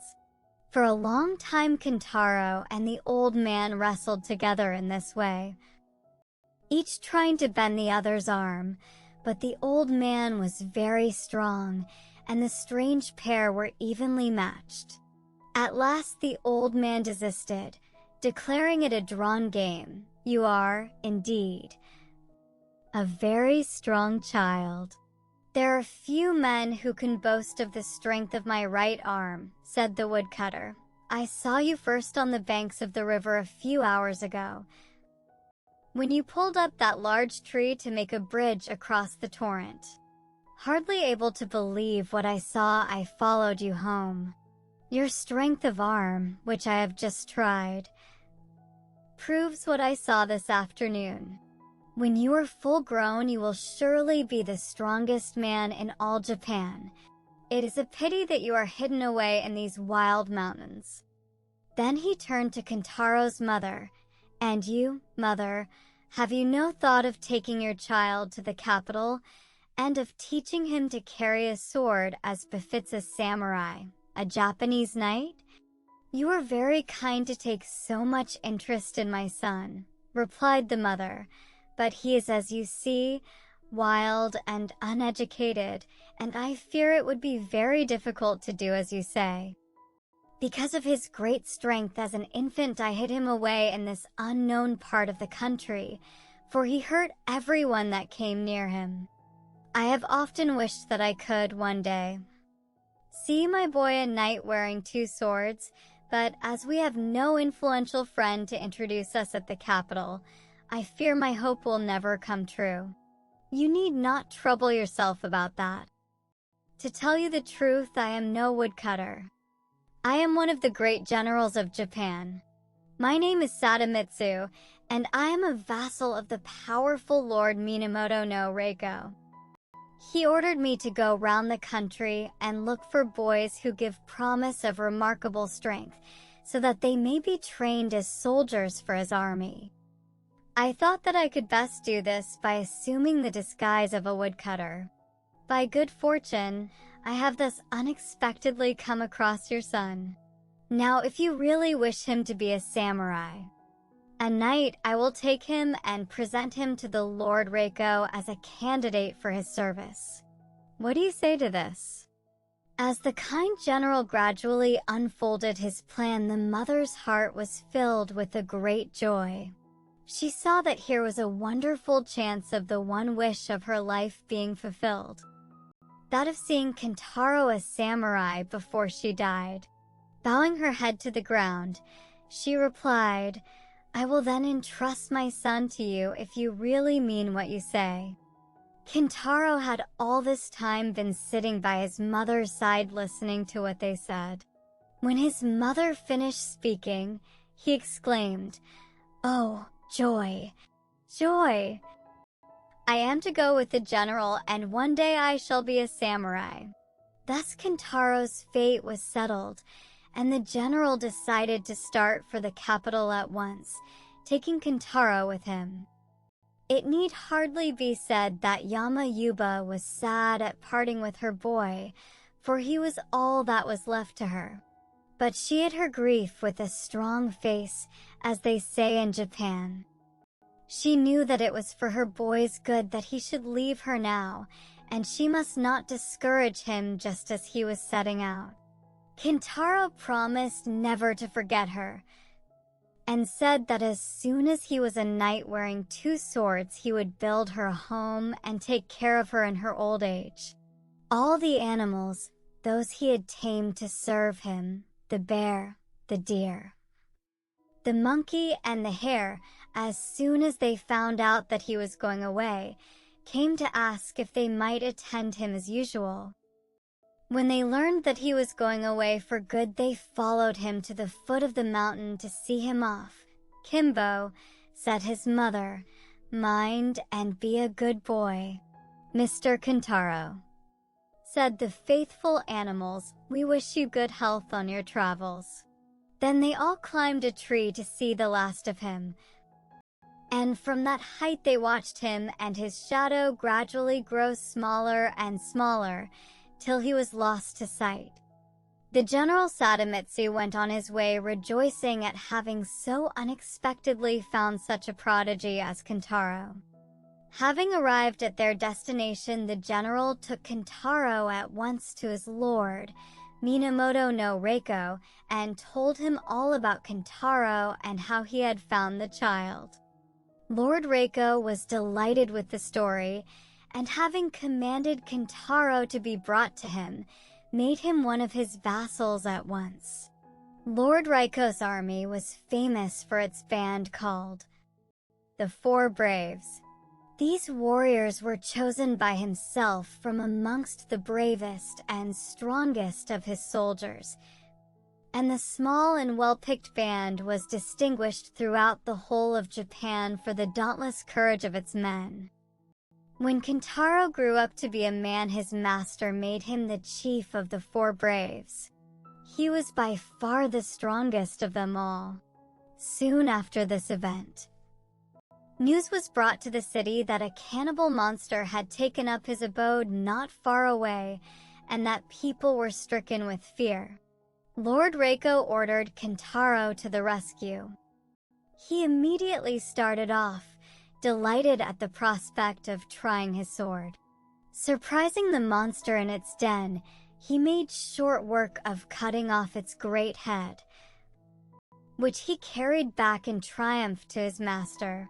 Kintaro now rose to be the greatest hero of his country, and great was the power and honor and wealth that came to him.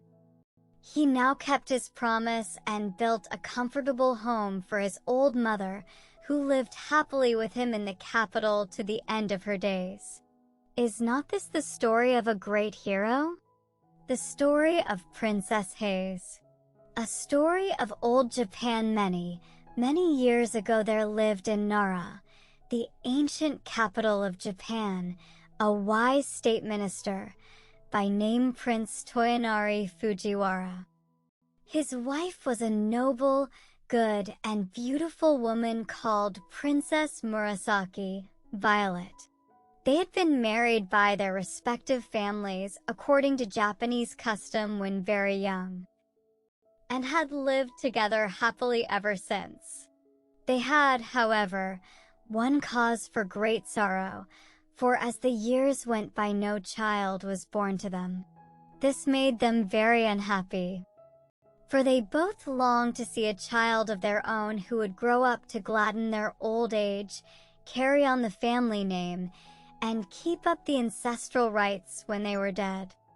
The prince and his lovely wife, after long consultation and much thought, determined to make a pilgrimage to the temple of Hase no Kwannon, goddess of mercy at Hase, for they believed, according to the beautiful tradition of their religion, that the Mother of Mercy, Kwannon, comes to answer the prayers of mortals in the form that they need the most.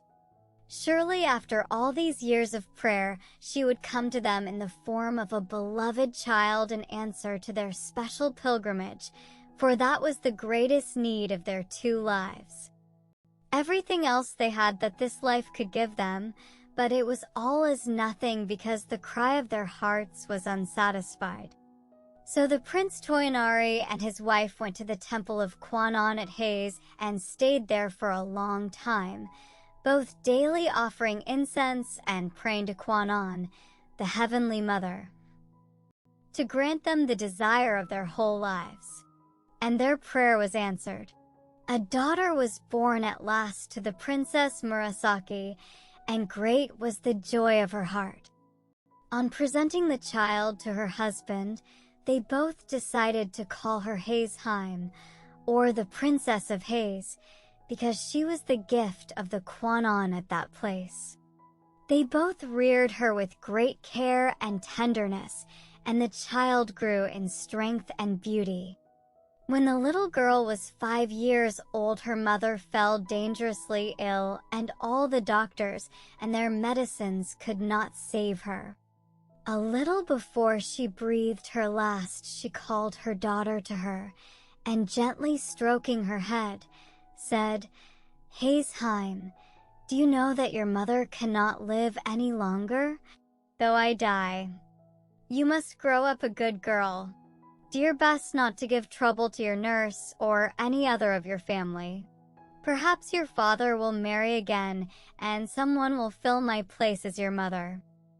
If so, do not grieve for me, but look upon your father's second wife as your true mother, and be obedient and filial to both her and your father.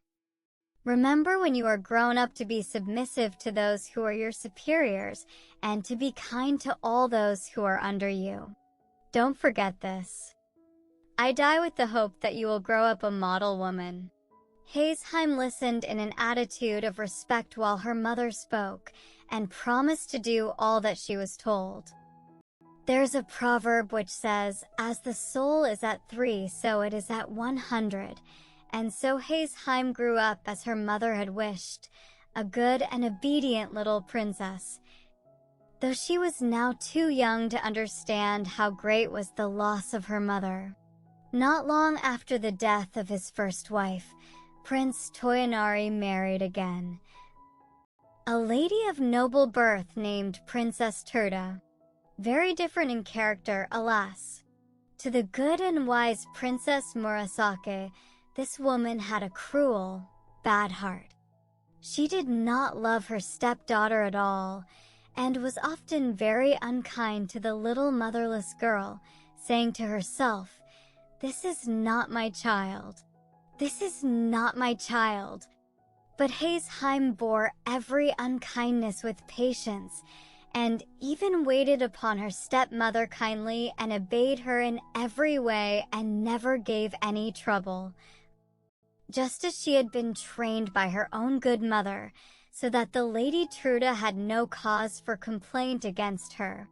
The little princess was very diligent, and her favorite studies were music and poetry. She would spend several hours practicing every day.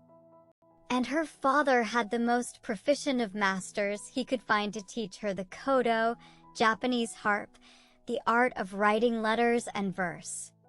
When she was 12 years of age, she could play so beautifully that she and her stepmother were summoned to the palace to perform before the emperor. It was the festival of the cherry flowers, and there were great festivities at the court. The emperor threw himself into the enjoyment of the season, and commanded that Princess Hase should perform before him on the kodo, and that her mother Princess Turda should accompany her on the flute. The emperor sat on a raised dais, before which was hung a curtain of finely sliced bamboo and purple tassels, so that His Majesty might see all and not be seen. For no ordinary subject was allowed to look upon his sacred face. Haesheim was a skilled musician, though so young, and often astonished her masters by her wonderful memory and talent. On this momentous occasion she played well. But Princess Truda, her stepmother, who was a lazy woman and never took the trouble to practice daily, broke down in her accompaniment and had to request one of the court ladies to take her place. This was a great disgrace, and she was furiously jealous to think that she had failed where her stepdaughter succeeded. And to make matters worse, the emperor sent many beautiful gifts to the little princess to reward her for playing so well at the palace. There was also now another reason why Princess Truda hated her stepdaughter, for she had had the good fortune to have a son born to her, and in her inmost heart she kept saying, "If only Haesheim were not here, my son would have all the love of his father." And never having learned to control herself, she allowed this wicked thought to grow into the awful desire of taking her stepdaughter's life. So one day she secretly ordered some poison and poisoned some sweet wine. This poisoned wine she put into a bottle. Into another similar bottle she poured some good wine. It was the occasion of the boys' festival on the 5th of May. And Haesheim was playing with her little brother.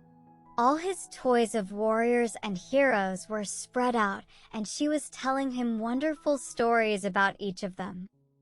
They were both enjoying themselves and laughing merrily with their attendants when his mother entered with the 2 bottles of wine and some delicious cakes. "You are both so good and happy," said the wicked Princess Truda with a smile, "that I have brought you some sweet wine as a reward, and here are some nice cakes for my good children." And she filled 2 cups from the different bottles. Haesheim, never dreaming of the dreadful part her stepmother was acting, took one of the cups of wine and gave to her little stepbrother the other that had been poured out for him. The wicked woman had carefully marked the poisoned bottle, but on coming into the room she had grown nervous, and pouring out the wine hurriedly had unconsciously given the poisoned cup to her own child. All this time she was anxiously watching the little princess, but to her amazement no change whatever took place in the young girl's face. Suddenly the little boy screamed and threw himself on the floor, doubled up with pain. His mother flew to him, taking the precaution to upset the 2 tiny jars of wine which she had brought into the room, and lifted him up. The attendants rushed for the doctor, but nothing could save the child. He died within the hour in his mother's arms. Doctors did not know much in those ancient times, and it was thought that the wine had disagreed with the boy, causing convulsions of which he died. Thus was the wicked woman punished in losing her own child when she had tried to do away with her stepdaughter. But instead of blaming herself, she began to hate Haesheim more than ever in the bitterness and wretchedness of her own heart, and she eagerly watched for an opportunity to do her harm, which was, however, long in coming. When Haesheim was 13 years of age, she had already become mentioned as a poetess of some merit. This was an accomplishment very much cultivated by the women of old Japan and one held in high esteem. It was the rainy season at Nara, and floods were reported every day as doing damage in the neighborhood. The river Tetsuda, which flowed through the imperial palace grounds, was swollen to the top of its banks, and the roaring of the torrents of water rushing along a narrow bed so disturbed the emperor's rest day and night that a serious nervous disorder was the result. An imperial edict was sent forth to all the Buddhist temples commanding the priests to offer up continuous prayers to heaven to stop the noise of the flood. But this was of no avail. Then it was whispered in court circles that the Princess Hayes, the daughter of Prince Toyonari Fujiwara, second minister at court, was the most gifted poetess of the day. Though still so young, and her masters confirmed the report. Long ago, a beautiful and gifted maiden poetess had moved heaven by praying in verse, had brought down rain upon a land famished with drought, so said the ancient biographers of the poetess Ono no Kamachi. If the Princess Hayes were to write a poem and offer it in prayer, might it not stop the noise of the rushing river and remove the cause of the imperial illness? What the court said at last reached the ears of the emperor himself, and he sent an order to the minister Prince Toyonari to this effect. Great indeed was Hayesheim's fear and astonishment when her father sent for her and told her what was required of her. Heavy, indeed, was the duty that was laid on her young shoulders, that of saving the emperor's life by the merit of her verse. At last the day came and her poem was finished. It was written on a leaflet of paper heavily flecked with gold dust.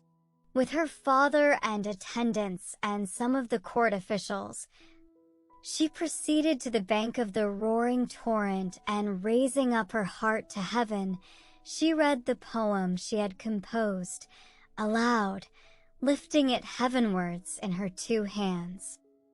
Strange indeed it seemed to all those standing round.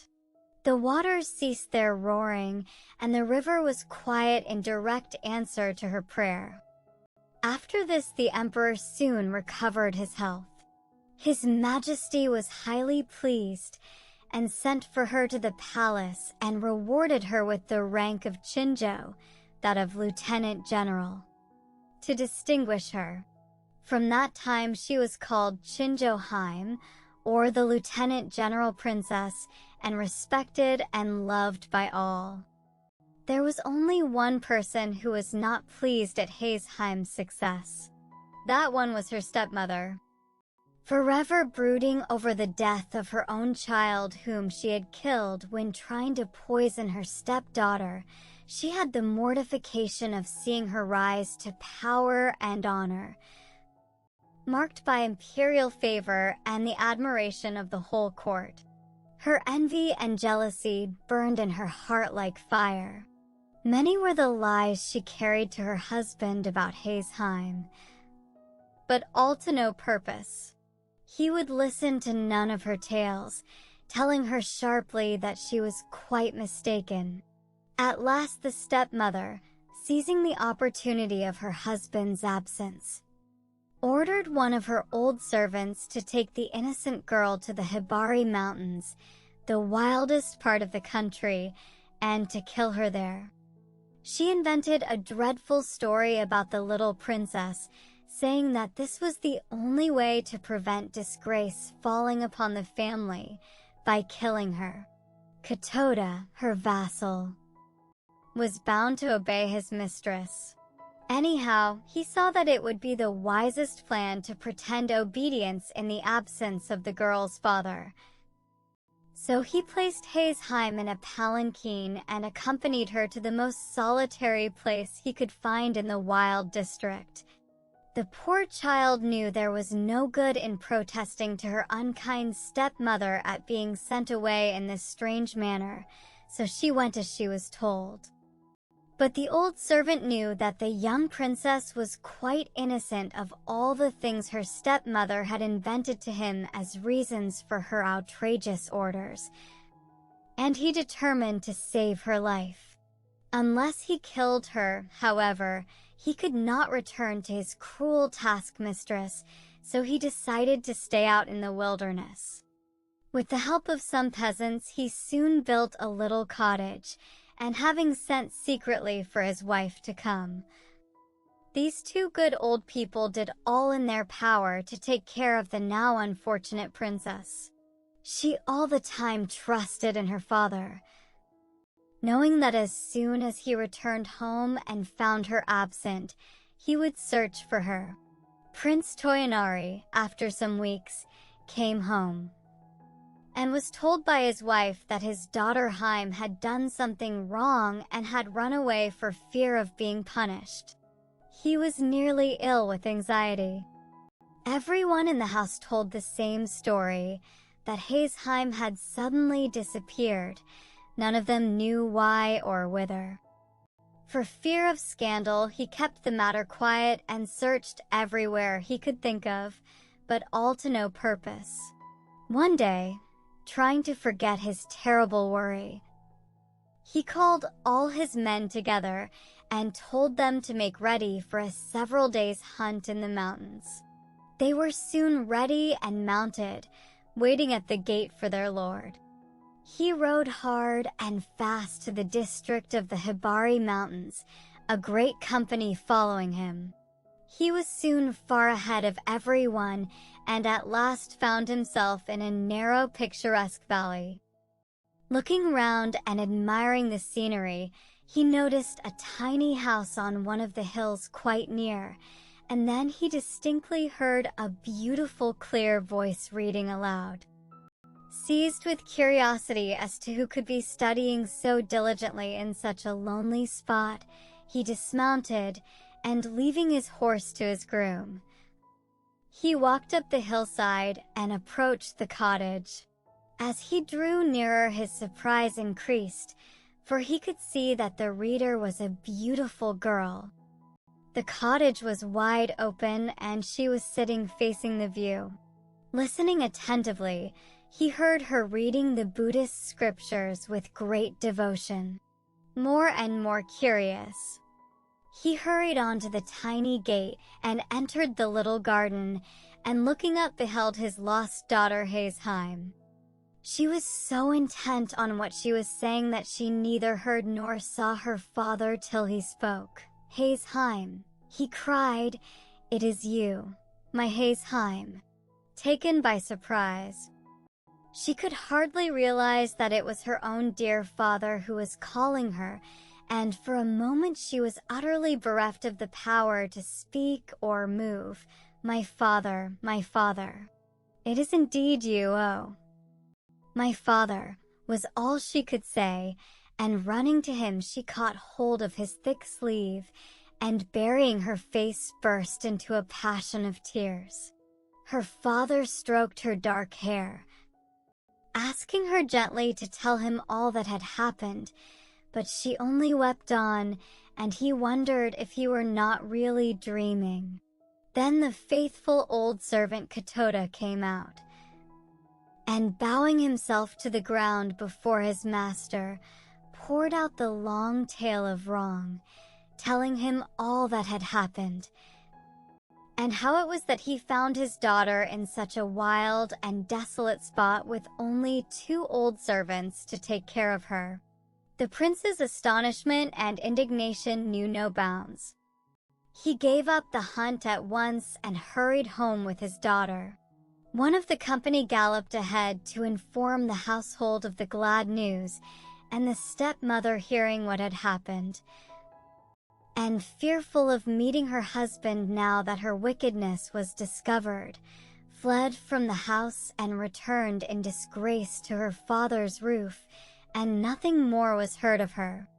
The old servant Katoda was rewarded with the highest promotion in his master's service, and lived happily to the end of his days, devoted to the little princess, who never forgot that she owed her life to this faithful retainer.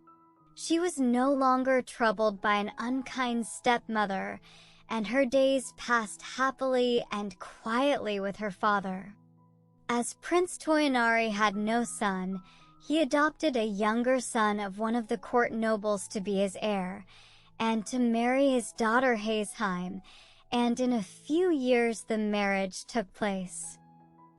Haim lived to a good old age, and all said that she was the wisest, most devout, and most beautiful mistress that had ever reigned in Prince Toyonari's ancient house. She had the joy of presenting her son, the future lord of the family, to her father just before he retired from active life. To this day, there is preserved a piece of needlework in one of the Buddhist temples of Kyoto. It is a beautiful piece of tapestry, with the figure of Buddha embroidered in the silky threads drawn from the stem of the lotus. This is said to have been the work of the hands of the good Princess Hayes. The story of the man who did not wish to die long. Long ago there lived a man called Sentaro. His surname meant millionaire, but although he was not so rich as all that, he was still very far removed from being poor. He had inherited a small fortune from his father and lived on this, spending his time carelessly, without any serious thoughts of work, till he was about 32 years of age. One day, without any reason whatsoever, the thought of death and sickness came to him. The idea of falling ill or dying made him very wretched.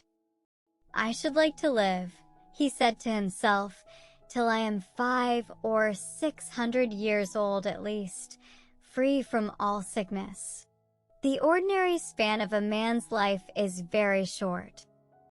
He wondered whether it were possible, by living simply and frugally henceforth, to prolong his life as long as he wished.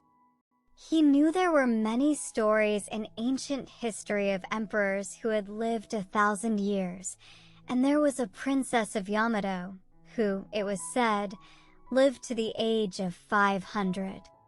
This was the latest story of a very long life record. Sentaro had often heard the tale of the Chinese king named Shin no Shiko. He was one of the most able and powerful rulers in Chinese history. He built all the large palaces and also the famous Great Wall of China. He had everything in the world he could wish for. But in spite of all his happiness and the luxury and the splendor of his court, the wisdom of his counselors and the glory of his reign, he was miserable because he knew that one day he must die and leave it all.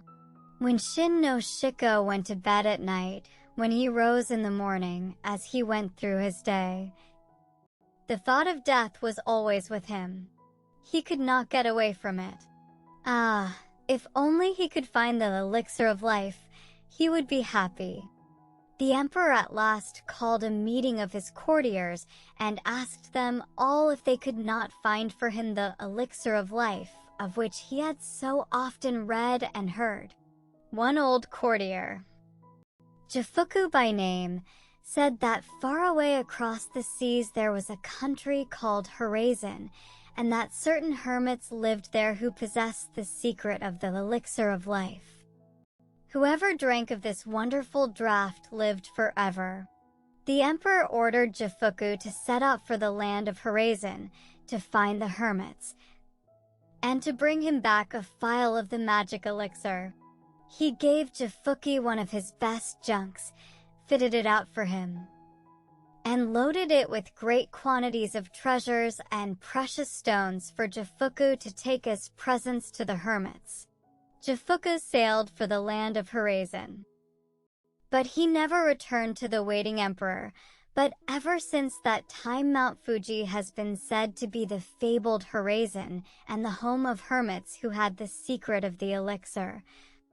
And Jifuku has been worshipped as their patron god. Now Sentaro determined to set out to find the hermits, and if he could, to become one, so that he might obtain the water of perpetual life.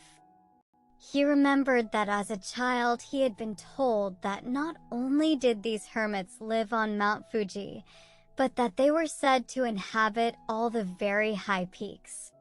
So he left his old home to the care of his relatives and started out on his quest. He traveled through all the mountainous regions of the land, climbing to the tops of the highest peaks. But never a hermit did he find. At last, after wandering in an unknown region for many days, he met a hunter, "Can you tell me," asked Sentaro, "where the hermits live who have the elixir of life?" "No," said the hunter, "I can't tell you where such hermits live, but there is a notorious robber living in these parts.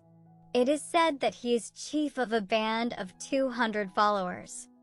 This odd answer irritated Sentaro very much, and he thought how foolish it was to waste more time in looking for the hermits in this way, so he decided to go at once to the shrine of Jifuku, who is worshipped as the patron god of the hermits in the south of Japan.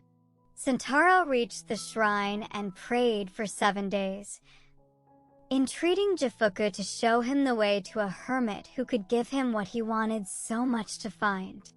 At midnight of the 7th day, as Sentaro knelt in the temple, the door of the innermost shrine flew open, and Jifuku appeared in a luminous cloud, and calling to Sentaro to come nearer, spoke thus: "Your desire is a very selfish one and cannot be easily granted.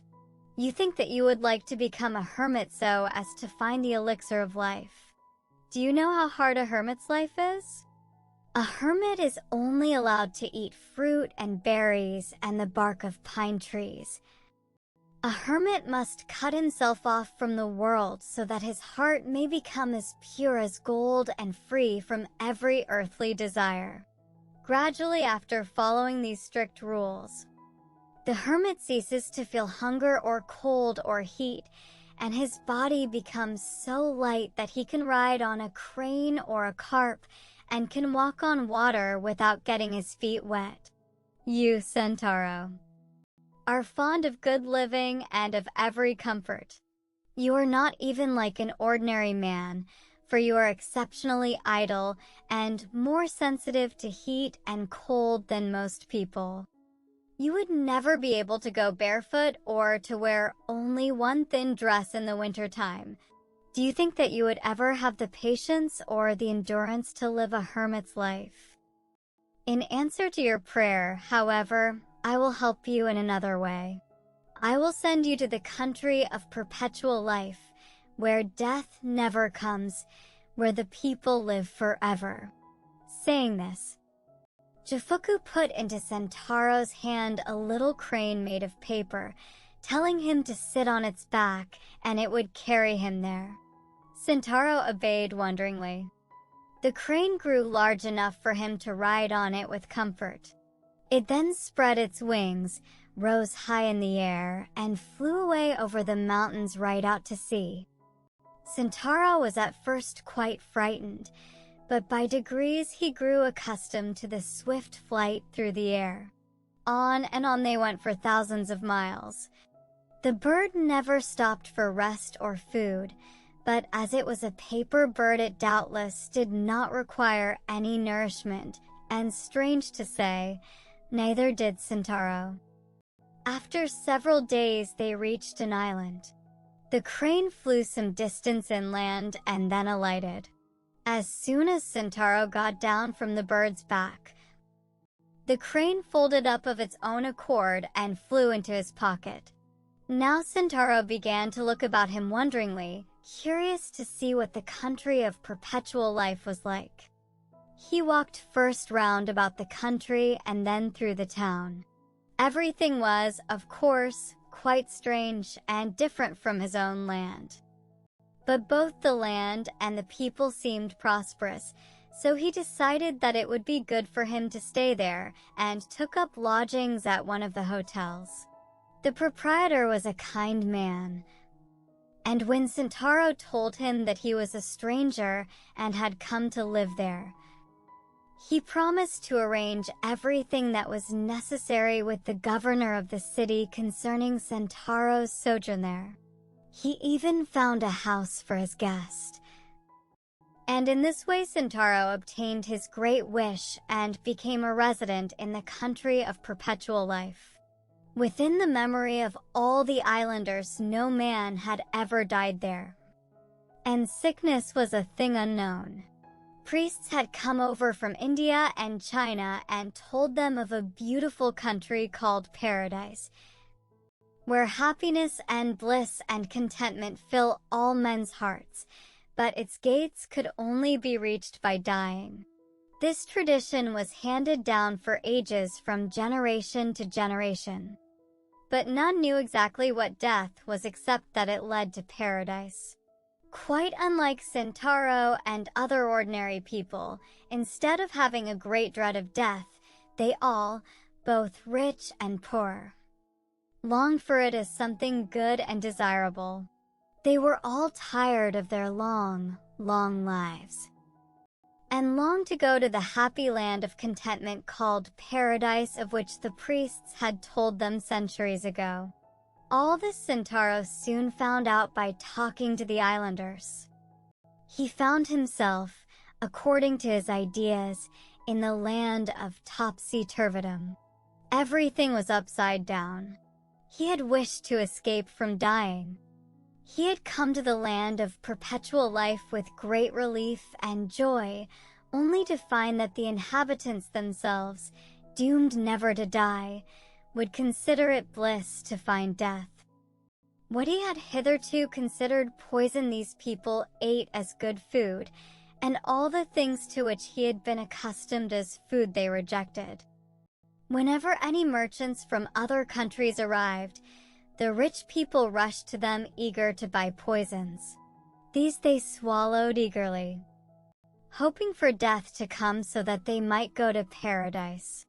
But what were deadly poisons in other lands were without effect in this strange place, and people who swallowed them with the hope of dying only found that in a short time they felt better in health instead of worse. Vainly they tried to imagine what death could be like. The wealthy would have given all their money and all their goods if they could but shorten their lives to 200 or 300 years even. Without any change to live on forever seemed to this people wearisome and sad. In the chemist shops there was a drug which was in constant demand, because after using it for 100 years, it was supposed to turn the hair slightly gray and to bring about disorders of the stomach. Sentaro was astonished to find that the poisonous globefish was served up in restaurants as a delectable dish, and hawkers in the streets went about selling sauces made of Spanish flies. He never saw anyone ill after eating these horrible things, nor did he ever see anyone with as much as a cold. Sentaro was delighted. He said to himself that he would never grow tired of living, and that he considered it profane to wish for death. He was the only happy man on the island. For his part, he wished to live thousands of years and to enjoy life. He set himself up in business, and for the present never even dreamed of going back to his native land. As years went by, however, things did not go as smoothly as at first. He had heavy losses in business, and several times some affairs went wrong with his neighbors. This caused him great annoyance. Time passed like the flight of an arrow for him, for he was busy from morning till night. 300 years went by in this monotonous way, and then at last he began to grow tired of life in this country, and he longed to see his own land and his old home. However long he lived here, life would always be the same. So was it not foolish and wearisome to stay on here forever? Sentaro, in his wish to escape from the country of perpetual life, recollected Jifuku, who had helped him before when he was wishing to escape from death, and he prayed to the saint to bring him back to his own land again. No sooner did he pray than the paper crane popped out of his pocket. Sentaro was amazed to see that it had remained undamaged after all these years. Once more the bird grew and grew till it was large enough for him to mount it. As he did so, the bird spread its wings and flew swiftly out across the sea in the direction of Japan. Such was the willfulness of the man's nature that he looked back and regretted all he had left behind. He tried to stop the bird in vain. The crane held on its way for thousands of miles across the ocean. Then a storm came on, and the wonderful paper crane got damp, crumpled up, and fell into the sea. Sentaro fell with it. Very much frightened at the thought of being drowned, he cried out loudly to Jifuku to save him. He looked round, but there was no ship in sight. He swallowed a quantity of seawater, which only increased his miserable plight. While he was thus struggling to keep himself afloat, he saw a monstrous shark swimming towards him. As it came nearer, it opened its huge mouth ready to devour him. Sentaro was all but paralyzed with fear now that he felt his end so near, and screamed out as loudly as ever he could to Jifuku to come and rescue him. Lo and behold, Sentaro was awakened by his own screams, to find that during his long prayer he had fallen asleep before the shrine, and that all his extraordinary and frightful adventures had been only a wild dream. He was in a cold perspiration with fright and utterly bewildered. Suddenly a bright light came towards him, and in the light stood a messenger. The messenger held a book in his hand and spoke to Sentaro. I am sent to you by Jifuku, who in answer to your prayer has permitted you in a dream to see the land of perpetual life. But you grew weary of living there, and begged to be allowed to return to your native land so that you might die. Jifuku, so that he might try you, allowed you to drop into the sea, and then sent a shark to swallow you up. Your desire for death was not real, for even at that moment you cried out loudly and shouted for help. It is also vain for you to wish to become a hermit or to find the elixir of life. These things are not for such as you. Your life is not austere enough. It is best for you to go back to your paternal home and to live a good and industrious life. Never neglect to keep the anniversaries of your ancestors, and make it your duty to provide for your children's future. Thus will you live to a good old age and be happy. But give up the vain desire to escape death, for no man can do that, and by this time you have surely found out that even when selfish desires are granted, they do not bring happiness. In this book I give you there are many precepts good for you to know. If you study them, you will be guided in the way I have pointed out to you. The angel disappeared as soon as he had finished speaking, and Sentaro took the lesson to heart. With the book in his hand, he returned to his old home, and giving up all his old vain wishes, tried to live a good and useful life and to observe the lessons taught him in the book, and he and his house prospered henceforth. The bamboo cutter and the moon child long, long ago. There lived an old bamboo wood cutter. He was very poor and sad also, for no child had heaven sent to cheer his old age. And in his heart there was no hope of rest from work till he died and was laid in the quiet grave. Every morning he went forth into the woods and hills wherever the bamboo reared its lithe green plumes against the sky. When he had made his choice, he would cut down these feathers of the forest, and splitting them lengthwise or cutting them into joints, would carry the bamboo wood home and make it into various articles for the household, and he and his old wife gained a small livelihood by selling them. One morning, as usual, he had gone out to his work, and having found a nice clump of bamboos, had set to work to cut some of them down. Suddenly the green grove of bamboos was flooded with a bright soft light, as if the full moon had risen over the spot. Looking round in astonishment, he saw that the brilliance was streaming from one bamboo. The old man, full of wonder, dropped his axe and went towards the light. On nearer approach, he saw that this soft splendor came from a hollow in the green bamboo stem, and still more wonderful to behold, in the midst of the brilliance stood a tiny human being. Only 3 inches in height and exquisitely beautiful in appearance. You must be sent to be my child, for I find you here among the bamboos where lies my daily work, said the old man. And taking the little creature in his hand, he took it home to his wife to bring up. The tiny girl was so exceedingly beautiful and so small that the old woman put her into a basket to safeguard her from the least possibility of being hurt in any way. The old couple were now very happy, for it had been a lifelong regret that they had no children of their own. And with joy they now expended all the love of their old age on the little child who had come to them in so marvelous a manner. From this time on, the old man often found gold in the notches of the bamboos when he hewed them down and cut them up. Not only gold, but precious stones also, so that by degrees he became rich. He built himself a fine house and was no longer known as the poor bamboo woodcutter, but as a wealthy man.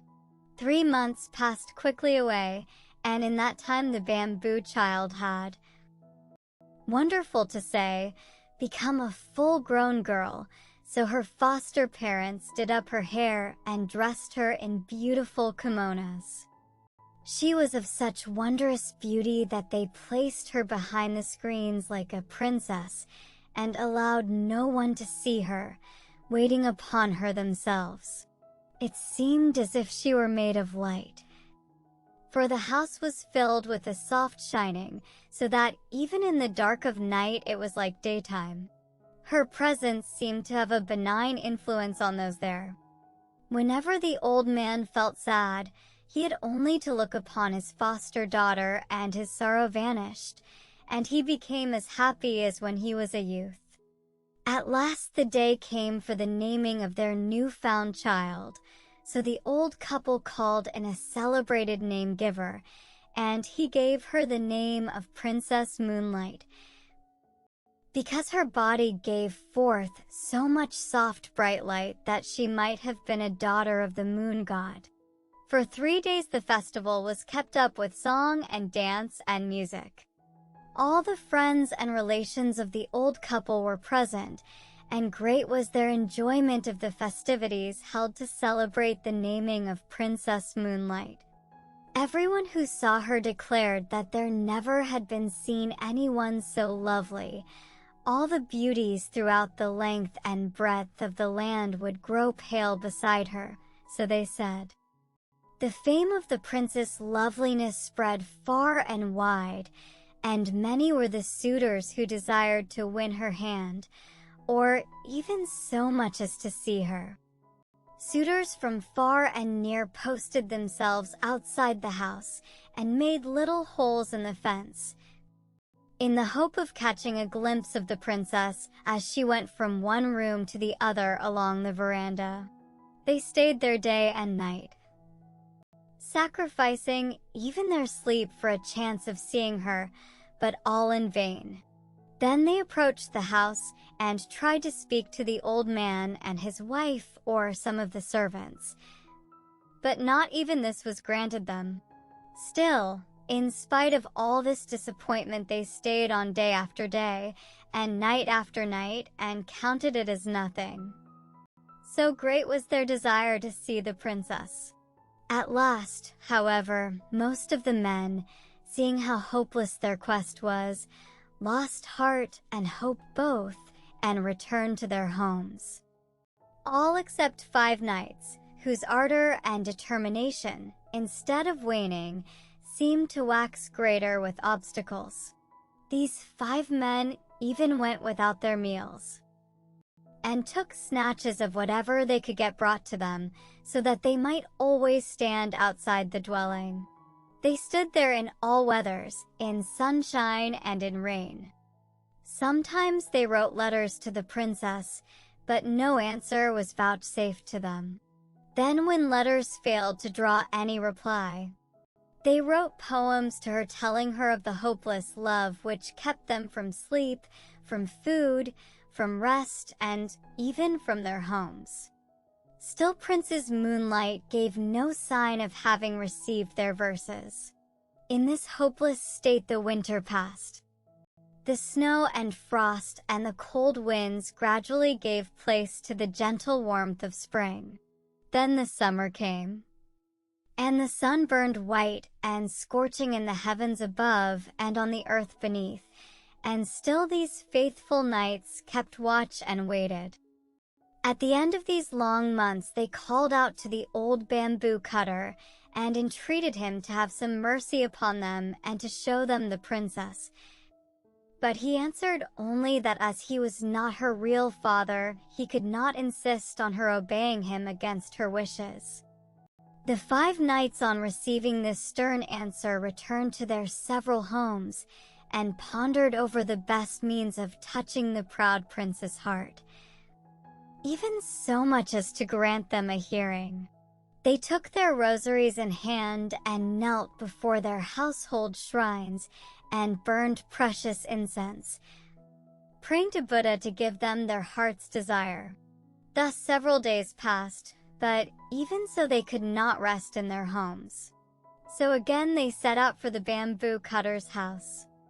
This time the old man came out to see them, and they asked him to let them know if it was the prince's resolution never to see any man whatsoever.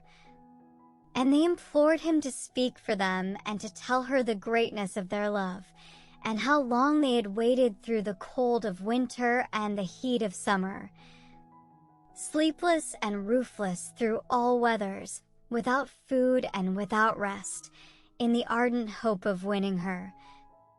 And they were willing to consider this long vigil as pleasure if she would but give them one chance of pleading their cause with her. The old man lent a willing ear to their tale of love, for in his inmost heart he felt sorry for these faithful suitors and would have liked to see his lovely foster daughter married to one of them. So he went in to Princess Moonlight and said reverently, "Although you have always seemed to me to be a heavenly being, yet I have had the trouble of bringing you up as my own child, and you have been glad of the protection of my roof. Will you refuse to do as I wish?" Then Princess Moonlight replied that there was nothing she would not do for him, that she honored and loved him as her own father, and that as for herself she could not remember the time before she came to earth. The old man listened with great joy as she spoke these dutiful words. Then he told her how anxious he was to see her safely and happily married before he died. "I am an old man, over 70 years of age, and my end may come any time now. It is necessary and right that you should see these 5 suitors and choose one of them." "Oh, why," said the princess in distress, "must I do this? I have no wish to marry now. I found you," answered the old man, "many years ago, when you were a little creature 3 inches high, in the midst of a great white light. The light streamed from the bamboo in which you were hid and led me to you. So I have always thought that you were more than mortal woman. While I am alive, it is right for you to remain as you are if you wish to do so, but someday I shall cease to be, and who will take care of you then? Therefore I pray you to meet these 5 brave men one at a time, and make up your mind to marry one of them." Then the princess answered that she felt sure that she was not as beautiful as perhaps report made her out to be, and that even if she consented to marry any one of them, not really knowing her before, his heart might change afterwards. So as she did not feel sure of them, even though her father told her they were worthy knights, she did not feel it wise to see them. "All you say is very reasonable," said the old man, "but what kind of men will you consent to see? I do not call these 5 men who have waited on you for months. light-hearted. They have stood outside this house through the winter and the summer, often denying themselves food and sleep so that they may win you. What more can you demand?" Then Princess Moonlight said she must make further trial of their love before she would grant their request to interview her.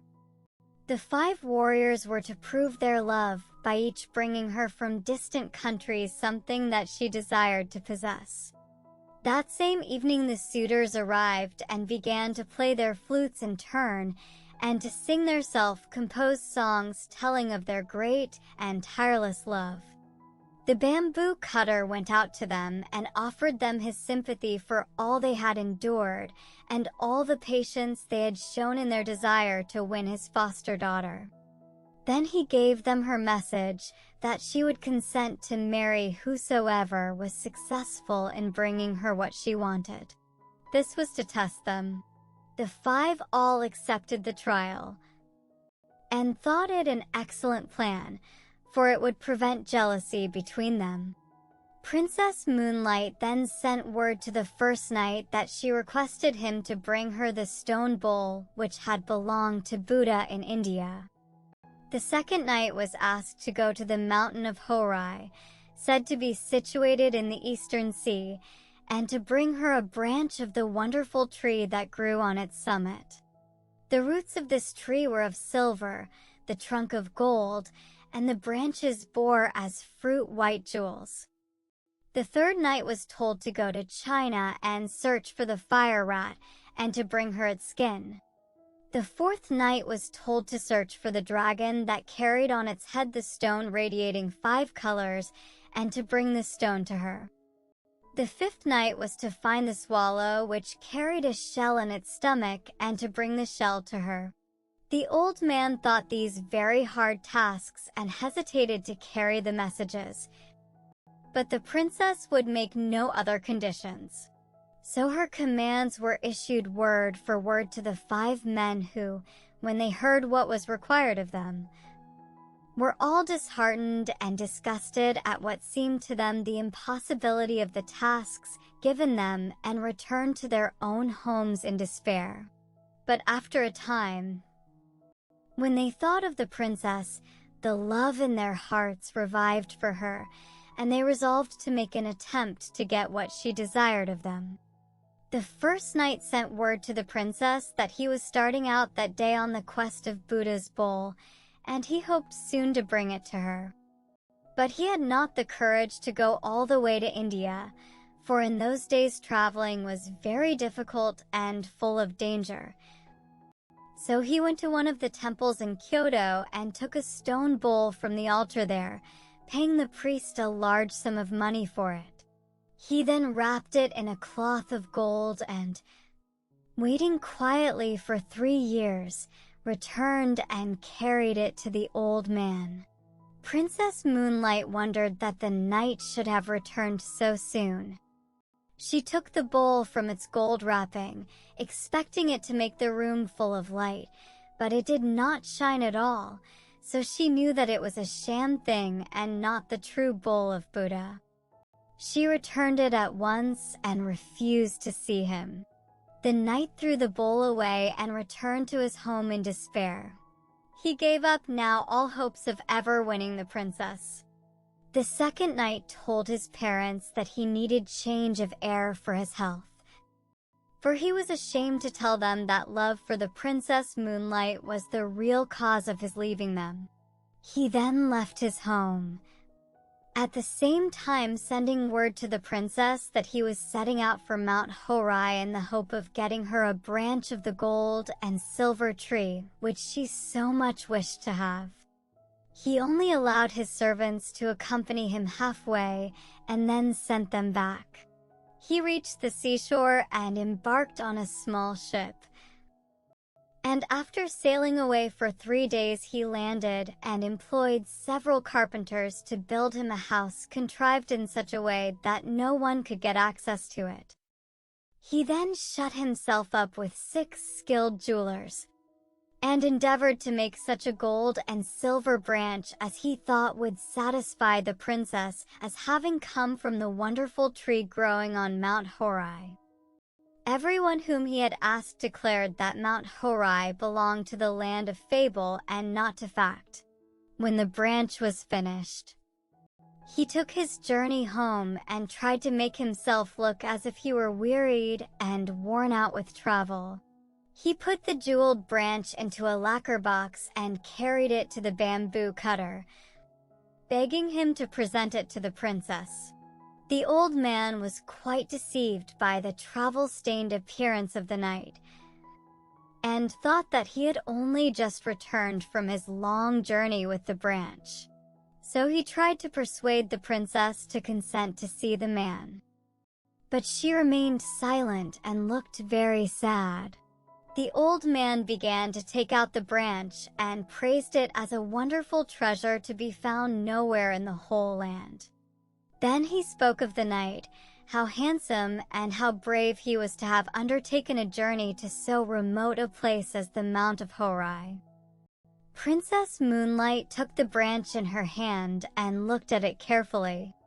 She then told her foster parent that she knew it was impossible for the man to have obtained a branch from the gold and silver tree growing on Mount Horai so quickly or so easily, and she was sorry to say she believed it artificial. The old man then went out to the expectant knight, who had now approached the house, and asked where he had found the branch. Then the man did not scruple to make up a long story. 2 years ago I took a ship and started in search of Mount Horai. After going before the wind for some time, I reached the far eastern sea. Then a great storm arose and I was tossed about for many days, losing all count of the points of the compass, and finally we were blown ashore on an unknown island. Here I found the place inhabited by demons who at one time threatened to kill and eat me. However, I managed to make friends with these horrible creatures, and they helped me and my sailors to repair the boat, and I set sail again. Our food gave out, and we suffered much from sickness on board. At last, on the 500th day from the day of starting, I saw far off on the horizon what looked like the peak of a mountain. On nearer approach, this proved to be an island, in the center of which rose a high mountain.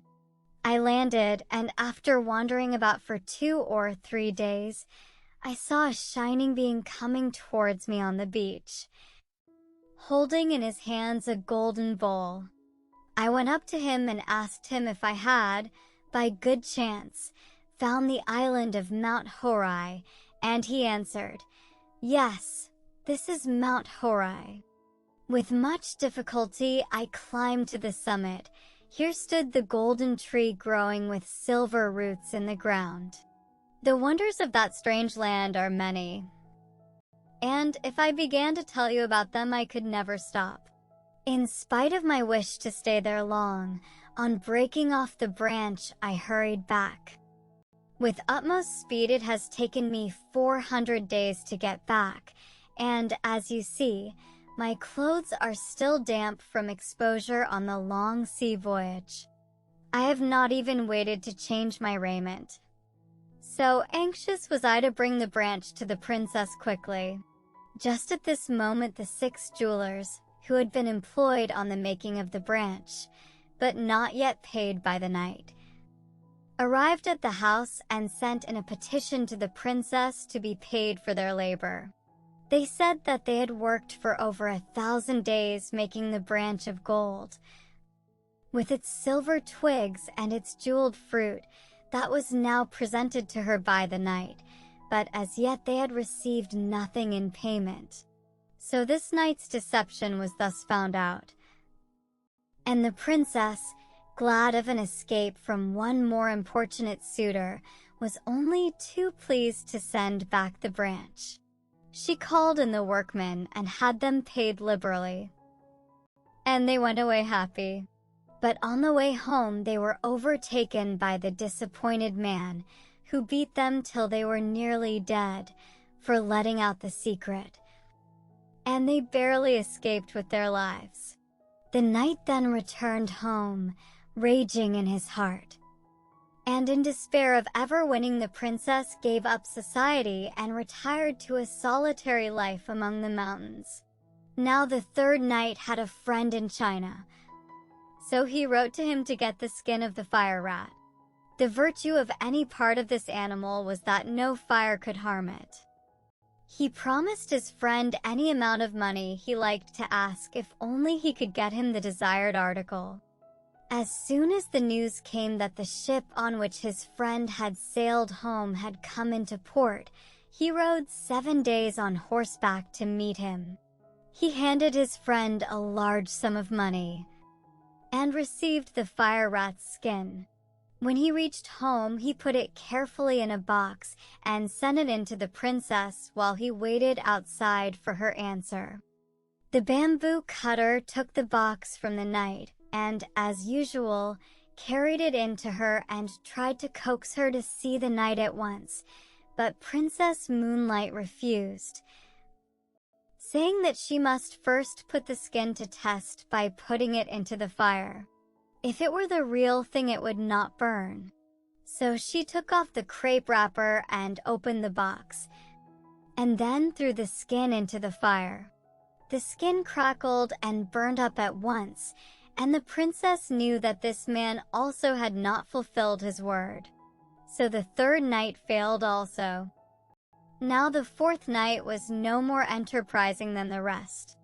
Instead of starting out on the quest of the dragon bearing on its head the 5-color radiating jewel, he called all his servants together and gave them the order to seek for it far and wide in Japan and in China, and he strictly forbade any of them to return till they had found it.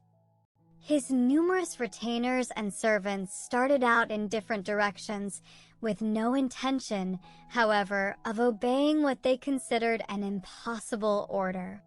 They simply took a holiday, went to pleasant country places together, and grumbled at their master's unreasonableness. The knight, meanwhile, thinking that his retainers could not fail to find the jewel, repaired to his house and fitted it up beautifully for the reception of the princess. He felt so sure of winning her. 1 year passed away in weary waiting, and still his men did not return with the dragon jewel. The knight became desperate. He could wait no longer. So taking with him only 2 men, he hired a ship and commanded the captain to go in search of the dragon.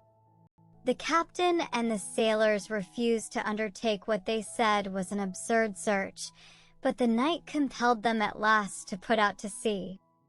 When they had been but a few days out, they encountered a great storm which lasted so long that, by the time its fury abated, the knight had determined to give up the hunt of the dragon. They were at last blown on shore, for navigation was primitive in those days. Worn out with his travels and anxiety, the fourth suitor gave himself up to rest. He had caught a very heavy cold and had to go to bed with a swollen face. The governor of the place, hearing of his plight, sent messengers with a letter inviting him to his house. While he was there thinking over all his troubles, his love for the princess turned to anger, and he blamed her for all the hardships he had undergone. He thought that it was quite probable she had wished to kill him so that she might be rid of him, and in order to carry out her wish, had sent him upon his impossible quest. At this point, all the servants he had sent out to find the jewel came to see him, and were surprised to find praise instead of displeasure awaiting them. Their master told them that he was heartily sick of adventure, and said that he never intended to go near the prince's house again in the future. Like all the rest, the fifth night failed in his quest. He could not find the swallow's shell. By this time, the fame of Princess Moonlight's beauty had reached the ears of the emperor, And he sent one of the court ladies to see if she were really as lovely as report said. If so, he would summon her to the palace and make her one of the ladies in waiting. When the court lady arrived, in spite of her father's entreaties, Princess Moonlight refused to see her. The imperial messenger insisted, saying it was the emperor's order.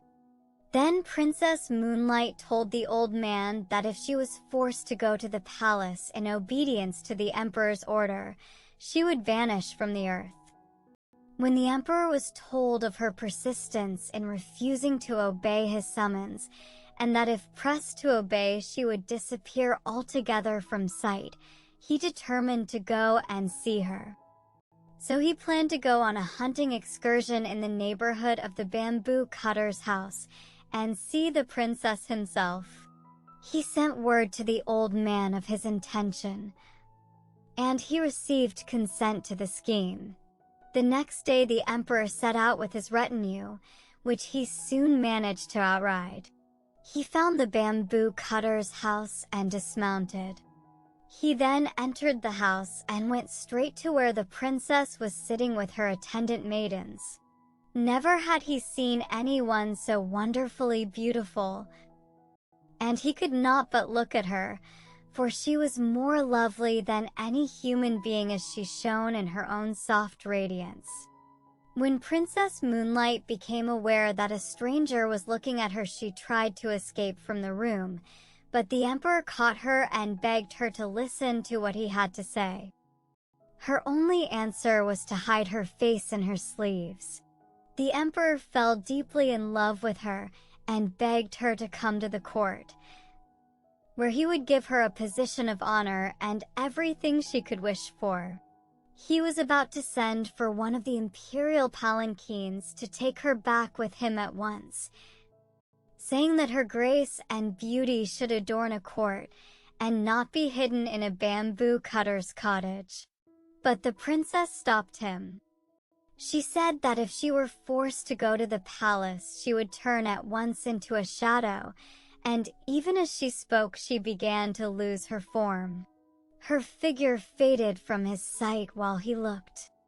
The emperor then promised to leave her free if only she would resume her former shape, which she did. It was now time for him to return, for his retinue would be wondering what had happened to their royal master when they missed him for so long. So he bade her goodbye and left the house with a sad heart. Princess Moonlight was for him the most beautiful woman in the world. All others were dark beside her, and he thought of her night and day. His Majesty now spent much of his time in writing poems, telling her of his love and devotion, and sent them to her. And though she refused to see him again, she answered with many verses of her own composing, which told him gently and kindly that she could never marry anyone on this earth. These little songs always gave him pleasure. At this time, her foster parents noticed that night after night the princess would sit on her balcony and gaze for hours at the moon, in a spirit of the deepest dejection, ending always in a burst of tears. One night the old man found her thus weeping as if her heart were broken, and he besought her to tell him the reason of her sorrow. With many tears she told him that he had guessed rightly when he supposed her not to belong to this world, that she had in truth come from the moon, and that her time on earth would soon be over. On the 15th day of that very month of August, her friends from the moon would come to fetch her, and she would have to return. Her parents were both there, but having spent a lifetime on the earth, she had forgotten them, and also the moon world to which she belonged. It made her weep. She said, to think of leaving her kind foster parents and the home where she had been happy for so long. When her attendants heard this, they were very sad, and could not eat or drink for sadness at the thought that the princess was so soon to leave them. The emperor, as soon as the news was carried to him, sent messengers to the house to find out if the report were true or not. The old bamboo cutter went out to meet the imperial messengers. The last few days of sorrow had told upon the old man. He had aged greatly and looked much more than his 70 years.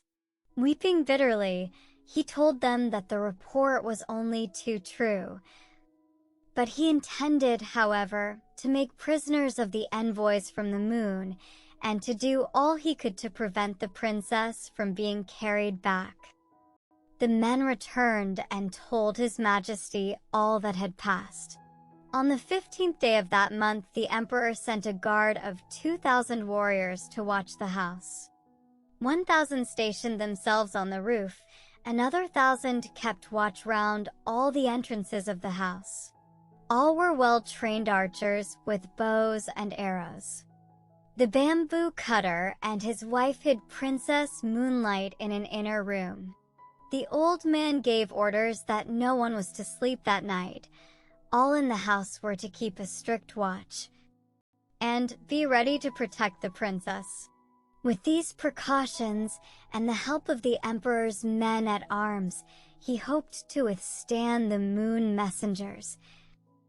But the princess told him that all these measures to keep her would be useless, and that when her people came for her, nothing whatever could prevent them from carrying out their purpose. Even the emperor's men would be powerless.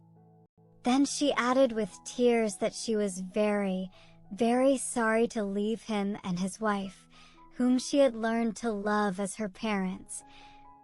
That if she could do as she liked, she would stay with them in their old age and try to make some return for all the love and kindness they had showered upon her during all her earthly life. The night wore on. The yellow harvest moon rose high in the heavens, flooding the world asleep with her golden light. Silence reigned over the pine and the bamboo forests, and on the roof where the 1,000 men at arms waited. Then the night grew gray towards the dawn, and all hoped that the danger was over. That Princess Moonlight would not have to leave them after all. Then suddenly the watchers saw a cloud form round the moon, and while they looked, this cloud began to roll earthwards. Nearer and nearer it came, and everyone saw with dismay that its course lay towards the house. In a short time the sky was entirely obscured, till at last the cloud lay over the dwelling only 10 feet off the ground. In the midst of the cloud there stood a flying chariot, and in the chariot a band of luminous beings. One amongst them, who looked like a king and appeared to be the chief, stepped out of the chariot, and, poised in air, called to the old man to come out. "The time has come," he said, "for Princess Moonlight to return to the moon from whence she came. She committed a grave fault, and as a punishment was sent to live down here for a time. We know what good care you have taken of the princess, and we have rewarded you for this, and have sent you wealth and prosperity. We put the gold in the bamboos for you to find.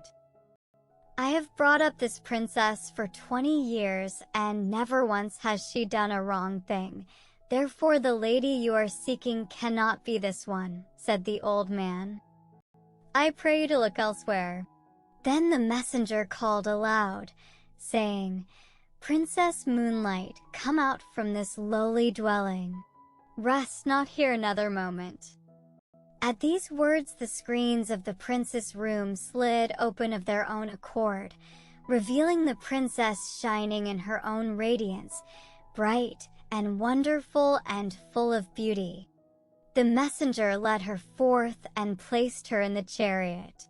She looked back and saw with pity the deep sorrow of the old man.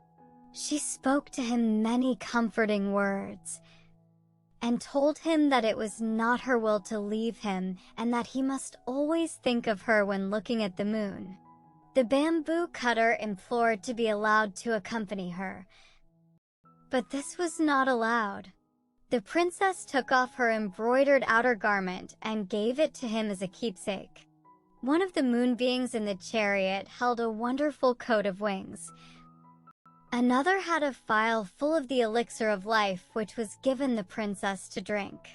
She swallowed a little and was about to give the rest to the old man. But she was prevented from doing so. The robe of wings was about to be put upon her shoulders, but she said, "Wait a little. I must not forget my good friend the emperor. I must write him once more to say goodbye while still in this human form." In spite of the impatience of the messengers and charioteers, she kept them waiting while she wrote. She placed the phial of the elixir of life with the letter, and, giving them to the old man, she asked him to deliver them to the emperor. Then the chariot began to roll heavenwards towards the moon, and as they all gazed with tearful eyes at the receding princess, the dawn broke. And in the rosy light of day, the moon chariot and all in it were lost amongst the fleecy clouds that were now wafted across the sky on the wings of the morning wind. Princess Moonlight's letter was carried to the palace.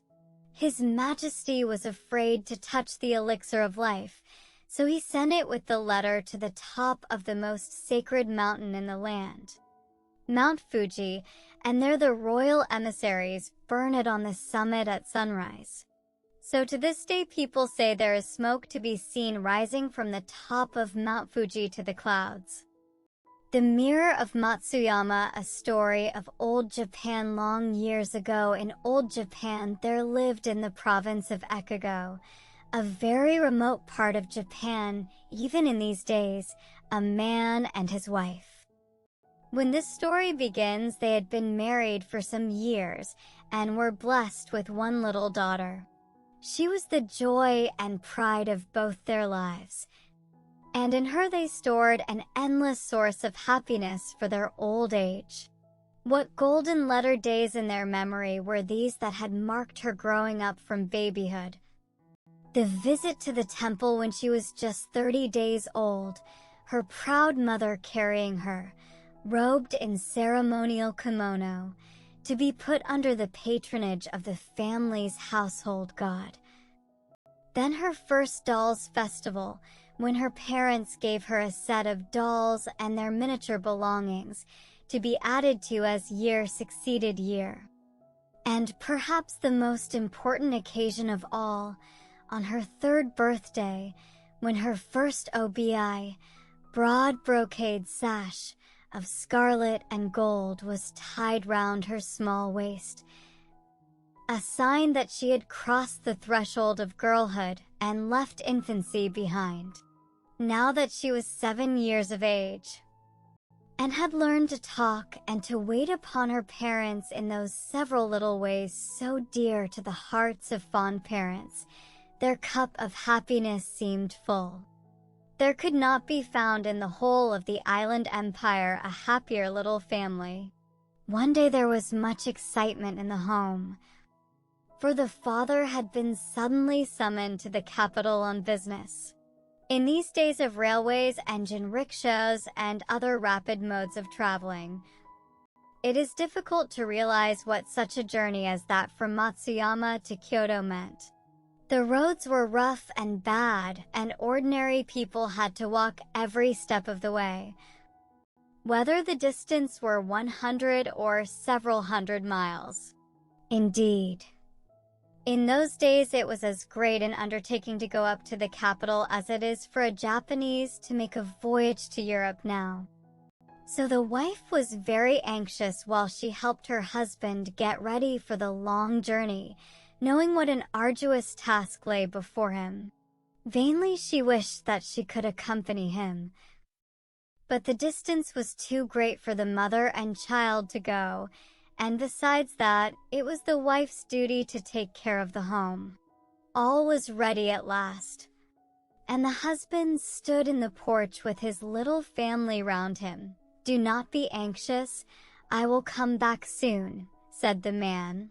"While I am away, take care of everything, and especially of our little daughter."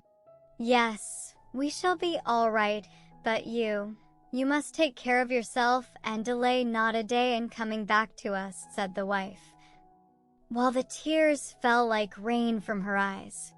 The little girl was the only one to smile, for she was ignorant of the sorrow of parting, and did not know that going to the capital was at all different from walking to the next village, which her father did very often. She ran to his side and caught hold of his long sleeve to keep him a moment.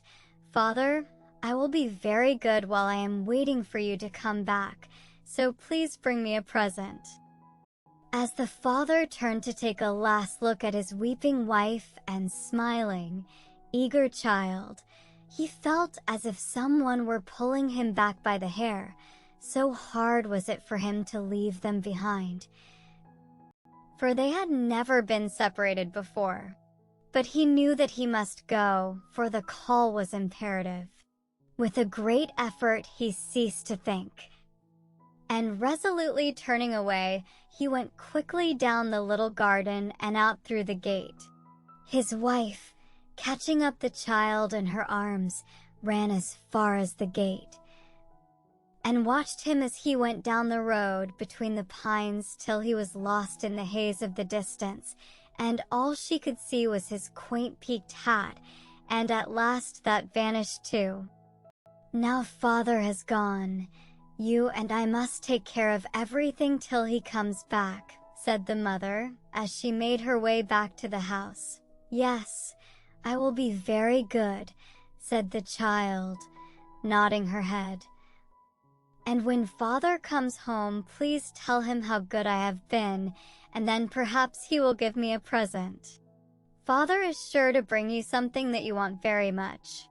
"I know, for I asked him to bring you a doll. You must think of father every day and pray for a safe journey till he comes back." "Oh, yes, when he comes home again, how happy I shall be," said the child, clapping her hands and her face growing bright with joy at the glad thought. It seemed to the mother as she looked at the child's face that her love for her grew deeper and deeper.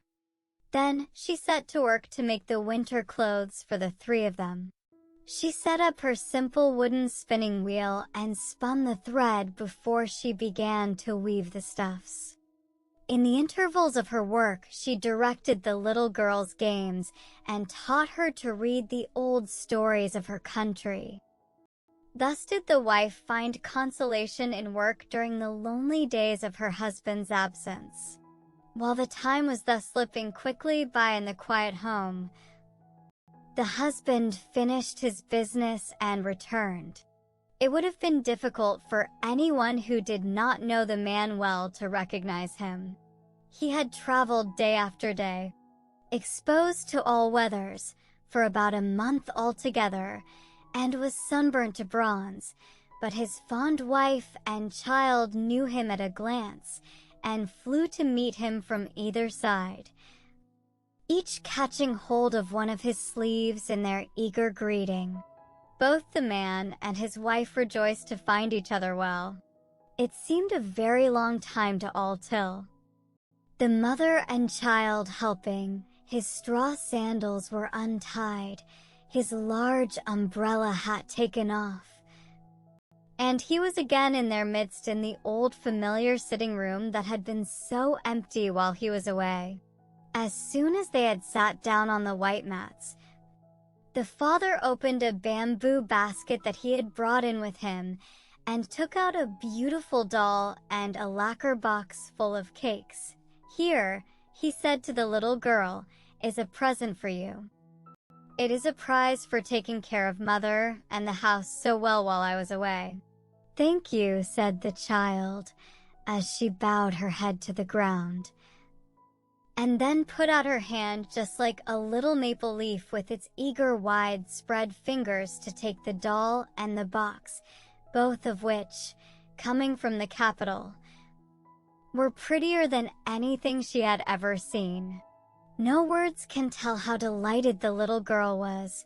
Her face seemed as if it would melt with joy, and she had no eyes and no thought for anything else. Again the husband dived into the basket and brought out this time a square wooden box, carefully tied up with red and white string, and handing it to his wife, said, "And this is for you." The wife took the box and, opening it carefully, took out a metal disc with a handle attached. One side was bright and shining like a crystal, and the other was covered with raised figures of pine trees and storks, which had been carved out of its smooth surface in lifelike reality. Never had she seen such a thing in her life, for she had been born and bred in the rural province of Echigo. She gazed into the shining disc, and looking up with surprise and wonder pictured on her face, she said, "I see somebody looking at me in this round thing. What is it that you have given me?" The husband laughed and said, "Why, it is your own face that you see. What I have brought you is called a mirror, and whoever looks into its clear surface can see their own form reflected there, although there are none to be found in this out-of-the-way place. Yet they have been in use in the capital from the most ancient times. There the mirror is considered a very necessary requisite for a woman to possess. There is an old proverb that, as the sword is the soul of a samurai, so is the mirror the soul of a woman, and according to popular tradition, a woman's mirror is an index to her own heart. If she keeps it bright and clear, so is her heart pure and good. It is also one of the treasures that form the insignia of the emperor. So you must lay great store by your mirror, and use it carefully." The wife listened to all her husband told her, and was pleased at learning so much that was new to her. She was still more pleased at the precious gift, his token of remembrance while he had been away. "If the mirror represents my soul, I shall certainly treasure it as a valuable possession, and never will I use it carelessly." Saying so, she lifted it as high as her forehead in grateful acknowledgement of the gift, and then shut it up in its box and put it away. The wife saw that her husband was very tired, and set about serving the evening meal and making everything as comfortable as she could for him. It seemed to the little family as if they had not known what true happiness was before. So glad were they to be together again, and this evening the father had much to tell of his journey and of all he had seen at the great capital. Time passed away in the peaceful home, and the parents saw their fondest hopes realized as their daughter grew from childhood into a beautiful girl of 16.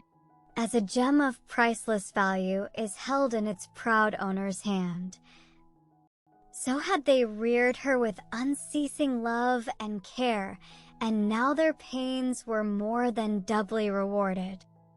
What a comfort she was to her mother as she went about the house taking her part in the housekeeping, and how proud her father was of her, for she daily reminded him of her mother when he had first married her. But, alas, in this world nothing lasts forever.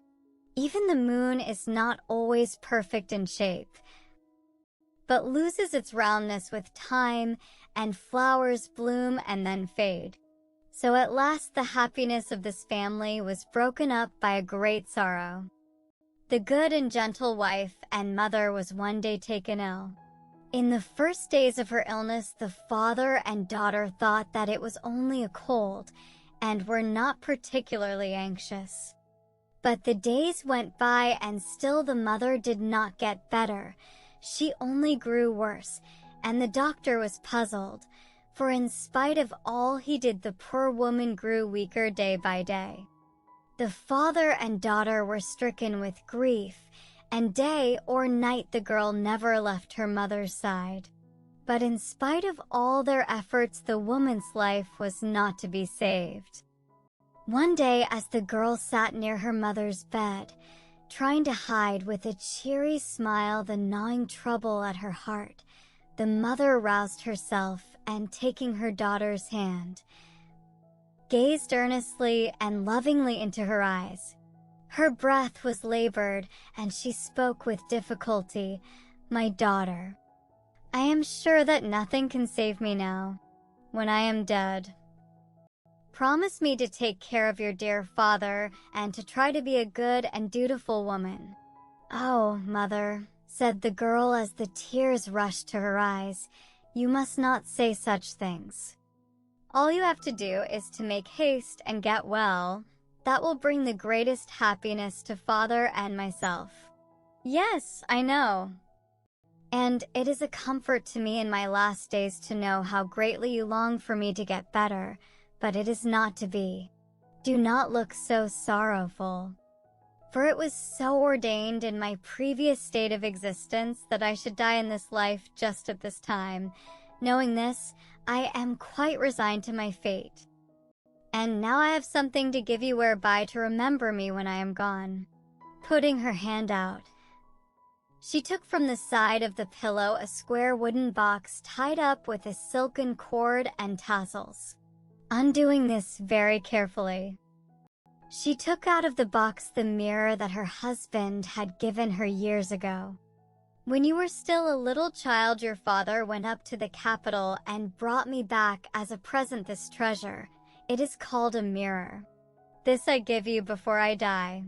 If, after I have ceased to be in this life, you are lonely and long to see me sometimes, then take out this mirror, and in the clear and shining surface you will always see me.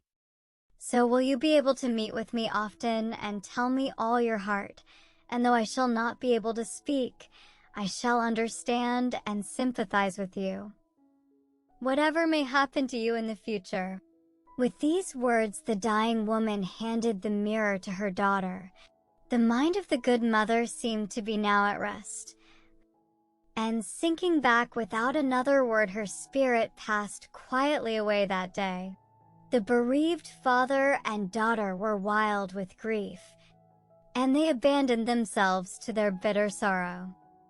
They felt it to be impossible to take leave of the loved woman who till now had filled their whole lives, and to commit her body to the earth. But this frantic burst of grief passed, and then they took possession of their own hearts again, crushed though they were in resignation. In spite of this, the daughter's life seemed to her desolate.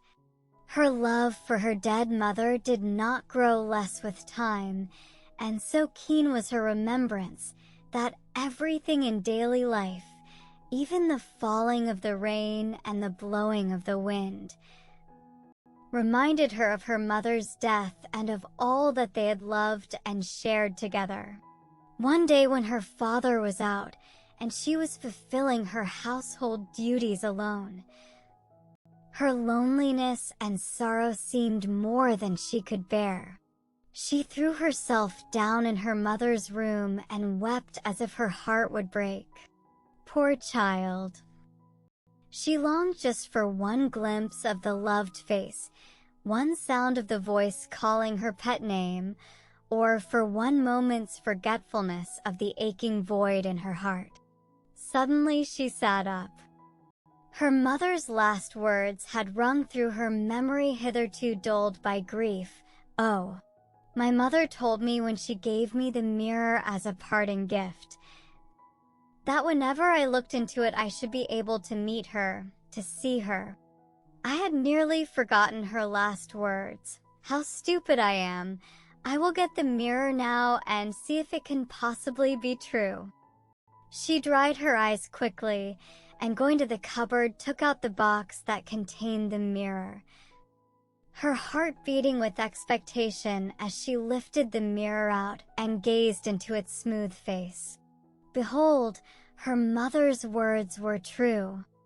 In the round mirror before her she saw her mother's face, but, oh, the joyful surprise! It was not her mother, thin and wasted by illness, But the young and beautiful woman, as she remembered her far back in the days of her own earliest childhood, it seemed to the girl that the face in the mirror must soon speak. Almost that she heard the voice of her mother telling her again to grow up a good woman and a dutiful daughter, so earnestly did the eyes in the mirror look back into her own. It is certainly my mother's soul that I see. She knows how miserable I am without her, and she has come to comfort me. Whenever I long to see her, she will meet me here. How grateful I ought to be. And from this time the weight of sorrow was greatly lightened for her young heart.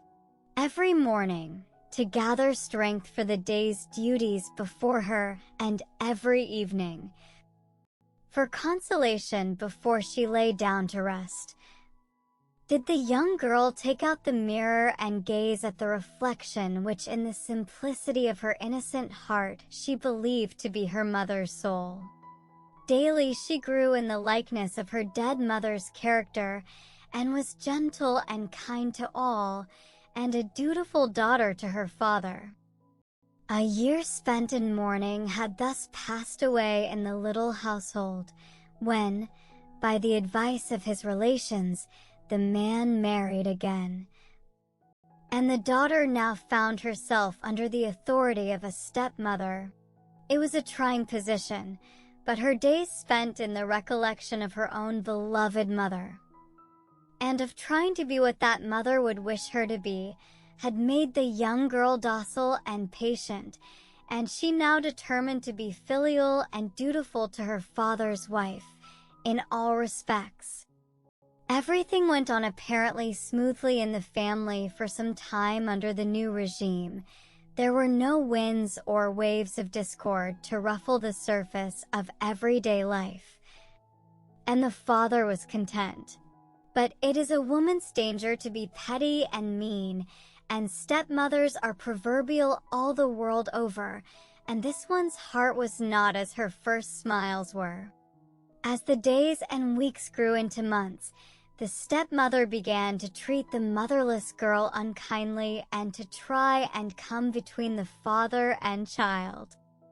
Sometimes she went to her husband and complained of her stepdaughter's behavior, but the father, knowing that this was to be expected, took no notice of her ill-natured complaints.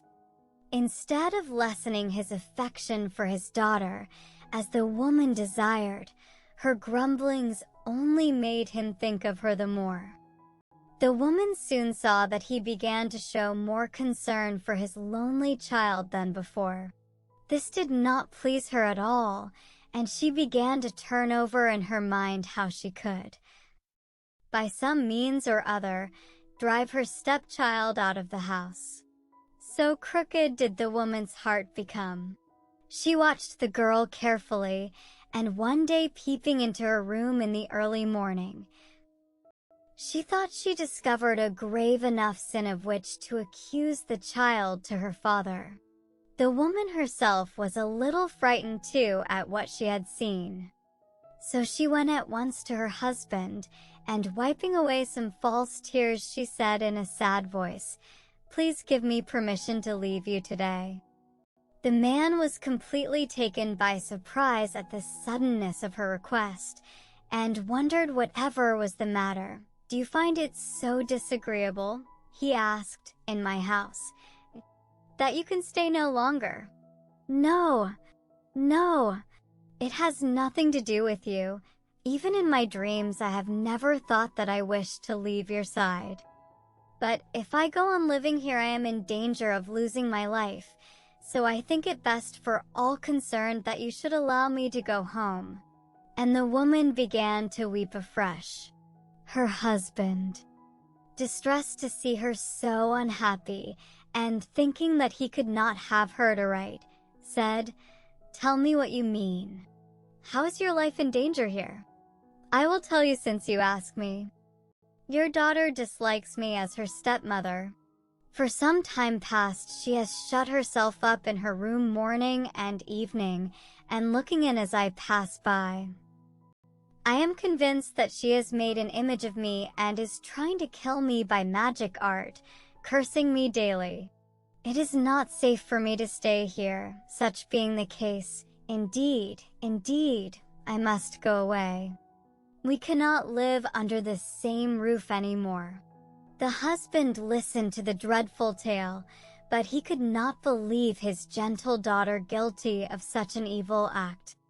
He knew that by popular superstition people believed that one person could cause the gradual death of another by making an image of the hated one and cursing it daily. But where had his young daughter learned such knowledge? The thing was impossible. Yet he remembered having noticed that his daughter stayed much in her room of late and kept herself away from everyone, even when visitors came to the house. Putting this fact together with his wife's alarm, he thought that there might be something to account for the strange story. His heart was torn between doubting his wife and trusting his child, and he knew not what to do. He decided to go at once to his daughter and try to find out the truth. Comforting his wife and assuring her that her fears were groundless, he glided quietly to his daughter's room. The girl had for a long time past been very unhappy. She had tried by amiability and obedience to show her goodwill and to mollify the new wife, and to break down that wall of prejudice and misunderstanding that she knew generally stood between step-parents and their stepchildren. But she soon found that her efforts were in vain. The stepmother never trusted her and seemed to misinterpret all her actions. And the poor child knew very well that she often carried unkind and untrue tales to her father. She could not help comparing her present unhappy condition with the time when her own mother was alive only a little more than a year ago. So great a change in this short time. Morning and evening she wept over the remembrance. Whenever she could, she went to her room, and sliding the screens to, took out the mirror and gazed, as she thought, at her mother's face.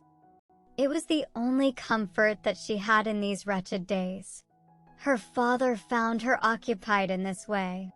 Pushing aside the fusima, he saw her bending over something or other very intently.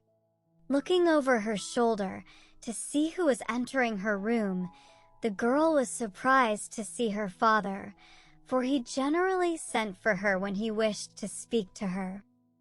She was also confused at being found looking at the mirror, for she had never told anyone of her mother's last promise, but had kept it as the sacred secret of her heart. So before turning to her father, she slipped the mirror into her long sleeve. Her father, noting her confusion and her act of hiding something, said in a severe manner, "Daughter, what are you doing here? And what is that you have hidden in your sleeve?" The girl was frightened by her father's severity. Never had he spoken to her in such a tone. Her confusion changed to apprehension, her color from scarlet to white. She sat dumb and shamefaced, unable to reply. Appearances were certainly against her. The young girl looked guilty, and the father, thinking that perhaps after all what his wife had told him was true, spoke angrily. Then, "Is it really true that you are daily cursing your stepmother and praying for her death? Have you forgotten what I told you? That although she is your stepmother, you must be obedient and loyal to her? What evil spirit has taken possession of your heart that you should be so wicked? You have certainly changed. My daughter, what has made you so disobedient and unfaithful?"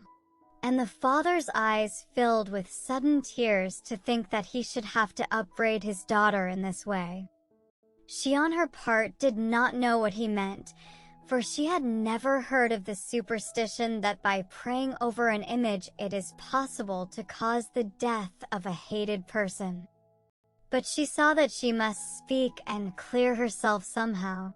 She loved her father dearly, and could not bear the idea of his anger. She put out her hand on his knee deprecatingly. "Father, Father, do not say such dreadful things to me. I am still your obedient child. Indeed, I am. However stupid I may be, I should never be able to curse anyone who belonged to you, much less pray for the death of one you love. Surely someone has been telling you lies, and you are dazed, and you know not what you say. Or some evil spirit has taken possession of your heart. As for me, I do not know, no, not so much as a dewdrop, of the evil thing of which you accuse me." But the father remembered that she had hidden something away when he first entered the room, and even this earnest protest did not satisfy him. He wished to clear up his doubts once for all. "Then why are you always alone in your room these days? And tell me what is that you have hidden in your sleeve. Show it to me at once." Then the daughter, though shy of confessing how she had cherished her mother's memory, saw that she must tell her father all in order to clear herself. So she slipped the mirror out from her long sleeve and laid it before him. "This," she said, "is what you saw me looking at just now." "Why," he said in great surprise, "this is the mirror that I brought as a gift to your mother when I went up to the capital many years ago. And so you have kept it all this time? Now, why do you spend so much of your time before this mirror?" Then she told him of her mother's last words, and of how she had promised to meet her child whenever she looked into the glass. But still the father could not understand the simplicity of his daughter's character in not knowing that what she saw reflected in the mirror was in reality her own face, and not that of her mother. "What do you mean?" he asked. "I do not understand how you can meet the soul of your lost mother by looking in this mirror." "It is indeed true," said the girl. "And if you don't believe what I say, look for yourself." And she placed the mirror before her. There, looking back from the smooth metal disc, was her own sweet face. She pointed to the reflection seriously. "Do you doubt me still?" she asked earnestly, looking up into his face. With an exclamation of sudden understanding, the father smote his two hands together. "How stupid I am! At last I understand. Your face is as like your mother's as the two sides of a melon. Thus you have looked at the reflection of your face all this time, thinking that you were brought face to face with your lost mother. You are truly a faithful child. It seems at first a stupid thing to have done, but it is not really so. It shows how deep has been your filial piety and how innocent your heart. Living in constant remembrance of your lost mother has helped you to grow like her in character. How clever it was of her to tell you to do this. I admire and respect you, my daughter. And I am ashamed to think that for one instant I believed your suspicious stepmother's story and suspected you of evil, and came with the intention of scolding you severely. While all this time you have been so true and good. Before you I have no countenance left, and I beg you to forgive me." And here the father wept. He thought of how lonely the poor girl must have been, and of all that she must have suffered under her stepmother's treatment. His daughter steadfastly keeping her faith and simplicity in the midst of such adverse circumstances, bearing all her troubles with so much patience and amiability, made him compare her to the lotus which rears its blossom of dazzling beauty out of the slime and mud of the moats and ponds, fitting emblem of a heart which keeps itself unsullied while passing through the world.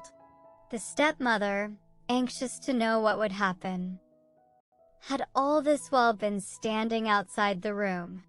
She had grown interested and had gradually pushed the sliding screen back till she could see all that went on. At this moment she suddenly entered the room, and dropping to the mats, she bowed her head over her outspread hands before her stepdaughter. "I am ashamed. I am ashamed," she exclaimed in broken tones. "I did not know what a filial child you were. Through no fault of yours, but with a stepmother's jealous heart, I have disliked you all the time. Hating you so much myself, it was but natural that I should think you reciprocated the feeling, and thus when I saw you retire so often to your room, I followed you. And when I saw you gaze daily into the mirror for long intervals, I concluded that you had found out how I disliked you, and that you were out of revenge trying to take my life by magic art. As long as I live, I shall never forget the wrong I have done you in so misjudging you, and in causing your father to suspect you. From this day I throw away my old and wicked heart, and in its place I put a new one, clean and full of repentance. I shall think of you as a child that I have borne myself. I shall love and cherish you with all my heart, and thus try to make up for all the unhappiness I have caused you. Therefore, please throw into the water all that has gone before, and give me, I beg of you, some of the filial love that you have hitherto given to your own lost mother." Thus did the unkind stepmother humble herself and ask forgiveness of the girl she had so wronged. Such was the sweetness of the girl's disposition that she willingly forgave her stepmother and never bore a moment's resentment or malice towards her afterwards. The father saw by his wife's face that she was truly sorry for the past, and was greatly relieved to see the terrible misunderstanding wiped out of remembrance by both the wrongdoer and the wronged. From this time on, the three lived together as happily as fish in water. No such trouble ever darkened the home again, and the young girl gradually forgot that year of unhappiness in the tender love and care that her stepmother now bestowed on her. Her patience and goodness were rewarded at last. The goblin of Adakagahara long ago there was a large plain called Adakagahara in the province of Mutsu in Japan. This place was said to be haunted by a cannibal goblin who took the form of an old woman. From time to time, many travelers disappeared and were never heard of more. And the old women round the charcoal braziers in the evenings, and the girls washing the household rice at the wells in the mornings, whispered dreadful stories of how the missing folk had been lured to the goblin's cottage and devoured, for the goblin lived only on human flesh. No one dared to venture near the haunted spot after sunset, and all those who could avoided it in the daytime, and travelers were warned of the dreaded place. One day as the sun was setting, a priest came to the plain. He was a belated traveler, and his robe showed that he was a Buddhist pilgrim walking from shrine to pray for some blessing or to crave for forgiveness of sins. He had apparently lost his way, and as it was late, he met no one who could show him the road or warn him of the haunted spot. He had walked the whole day and was now tired and hungry, and the evenings were chilly. For it was late autumn, and he began to be very anxious to find some house where he could obtain a night's lodging. He found himself lost in the midst of the large plain, and looked about in vain for some sign of human habitation. At last, after wandering about for some hours, he saw a clump of trees in the distance, and through the trees he caught sight of the glimmer of a single ray of light. He exclaimed with joy, "Oh, surely that is some cottage where I can get a night's lodging." Keeping the light before his eyes, he dragged his weary, aching feet as quickly as he could towards the spot, and soon came to a miserable-looking little cottage. As he drew near, he saw that it was in a tumble-down condition. The bamboo fence was broken, and weeds and grass pushed their way through the gaps. The paper screens, which serve as windows and doors in Japan, were full of holes, and the posts of the house were bent with age and seemed scarcely able to support the old thatched roof. The hut was open, and by the light of an old lantern, an old woman sat industriously spinning. The pilgrim called to her across the bamboo fence and said, "Oba-san, old woman, good evening. I am a traveler. Please excuse me, but I have lost my way and do not know what to do, for I have nowhere to rest tonight. I beg you to be good enough to let me spend the night under your roof." The old woman, as soon as she heard herself spoken to stop spinning, rose from her seat and approached the intruder. "I am very sorry for you. You must indeed be distressed to have lost your way in such a lonely spot so late at night. Unfortunately, I cannot put you up, for I have no bed to offer you, and no accommodation whatsoever for a guest in this poor place." "Oh, that does not matter," said the priest. "All I want is a shelter under some roof for the night. And if you will be good enough just to let me lie on the kitchen floor, I shall be grateful. I am too tired to walk further tonight, so I hope you will not refuse me. Otherwise, I shall have to sleep out on the cold plain." And in this way, he pressed the old woman to let him stay. She seemed very reluctant, but at last she said, "Very well. I will let you stay here. I can offer you a very poor welcome only, but come in now and I will make a fire, for the night is cold." The pilgrim was only too glad to do as he was told. He took off his sandals and entered the hut. The old woman then brought some sticks of wood and lit the fire, and bade her guest draw near and warm himself.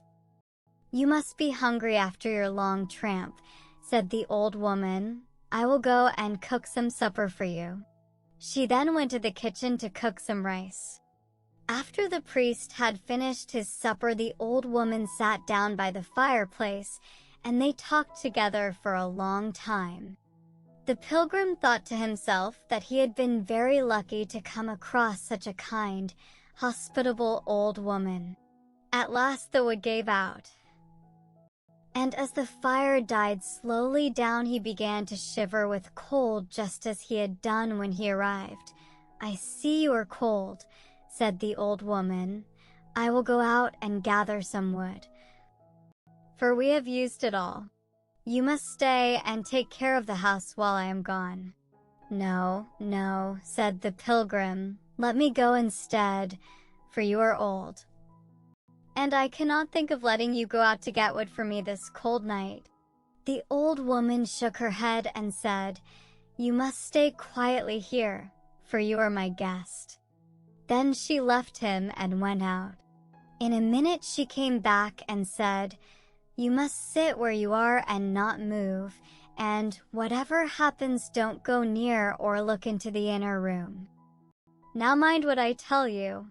If you tell me not to go near the back room, of course I won't," said the priest, rather bewildered. The old woman then went out again, and the priest was left alone. The fire had died out, and the only light in the hut was that of a dim lantern. For the first time that night he began to feel that he was in a weird place, and the old woman's words, "Whatever you do, don't peep into the back room," aroused his curiosity and his fear. What hidden thing could be in that room that she did not wish him to see?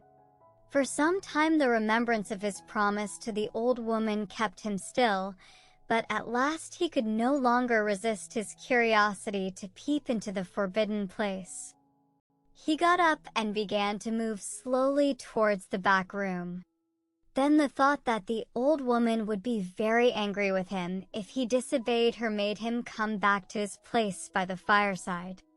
As the minutes went slowly by and the old woman did not return, he began to feel more and more frightened, and to wonder what dreadful secret was in the room behind him. He must find out. She will not know that I have looked unless I tell her. I will just have a peep before she comes back, said the man to himself. With these words he got up on his feet. For he had been sitting all this time in Japanese fashion with his feet under him, and stealthily crept towards the forbidden spot. With trembling hands he pushed back the sliding door and looked in. What he saw froze the blood in his veins. The room was full of dead men's bones, and the walls were splashed, and the floor was covered with human blood.